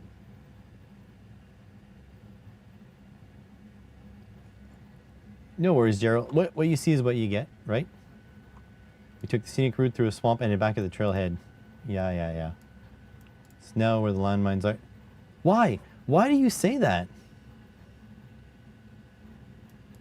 The pin 11 has nothing to do with it.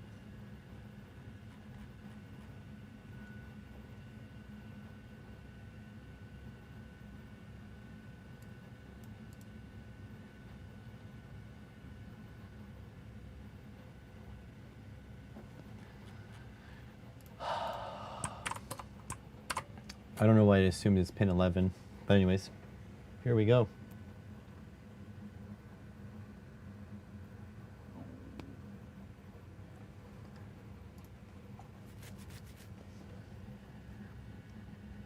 This is horrible. I don't want any of this shit.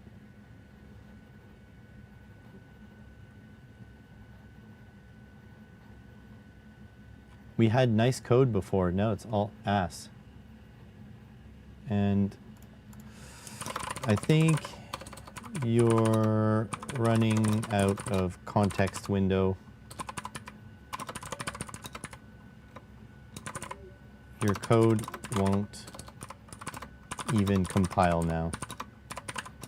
Also, it is ugly as sin, not easy to follow. I feel like you may not be up to the task.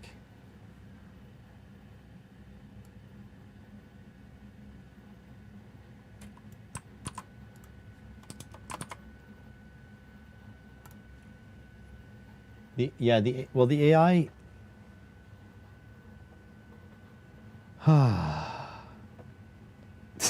It knows I'm on a live stream. The AI does run out of memory.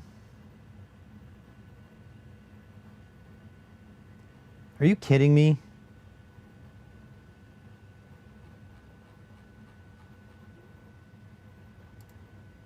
Okay, can you stop the nonsense?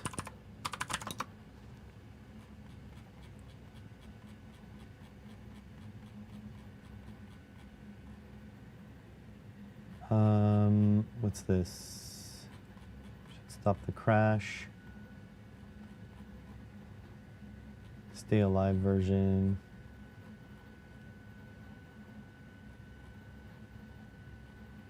Looks like poo now.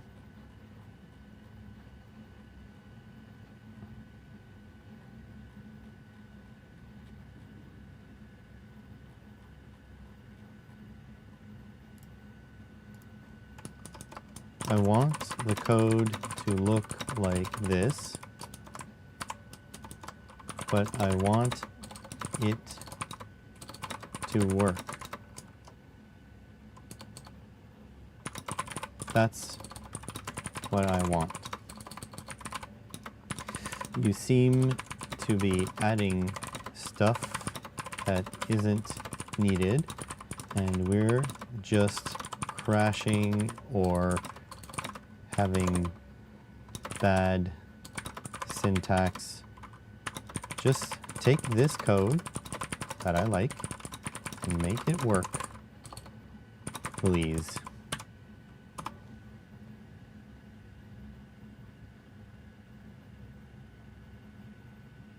Yeah, I said this is ass, yep.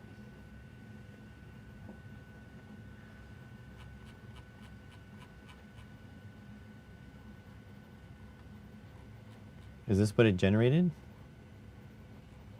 Understood. Strictly template, fix the instability.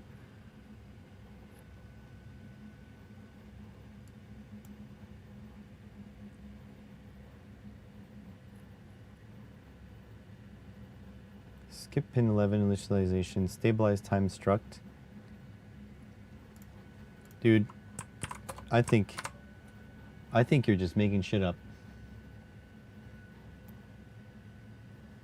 I think it's just making shit up at this point.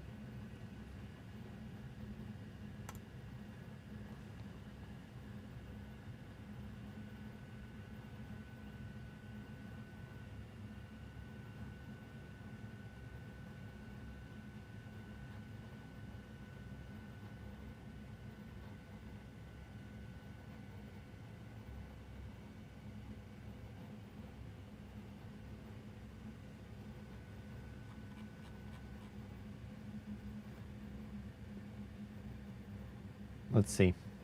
Let's see if it works. If not, it doesn't matter because it's lunchtime. So we're going to check.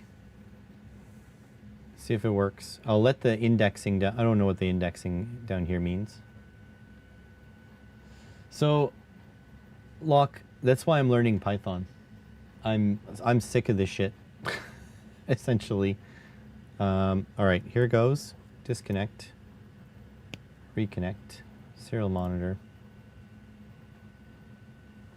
Look, it's still broken. Look now.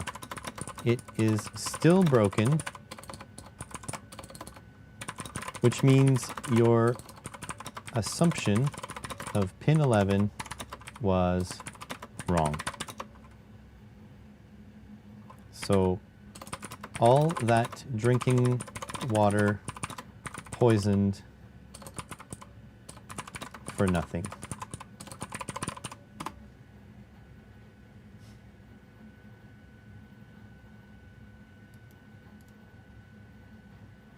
No, it's not Wi-Fi okay. No, it doesn't go Wi-Fi okay anymore. Just straight crash.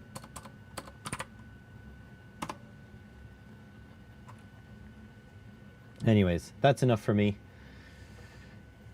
I think Python, the C3 might be too slow.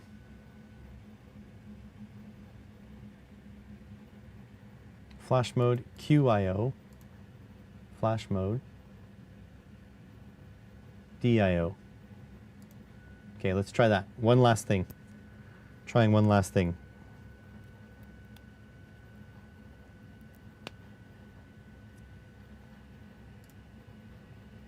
Upload.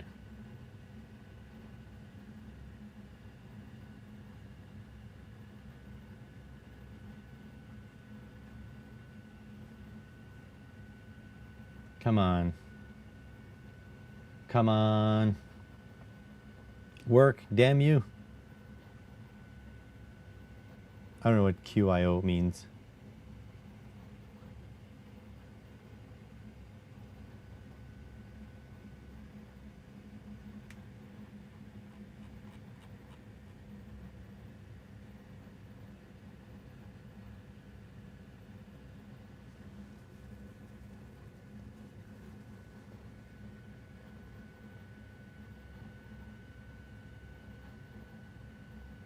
Come on. It's taking so long.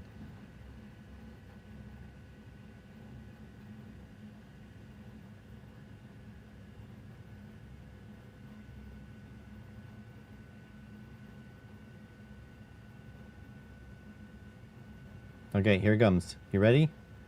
I'm gonna just let it finish its indexing or whatever. Unplug. Replug. Connecting to Wi-Fi. Connected. Well, that was easy. That's all it needed. Okay, so we're going to go back to the clean code for the next attempt. So, note to self, flash mode, QIO or DIO. Needs to be DIO. Thanks everyone for watching. Hopefully you'll be here tomorrow because I will. Catch you in the next one. See ya.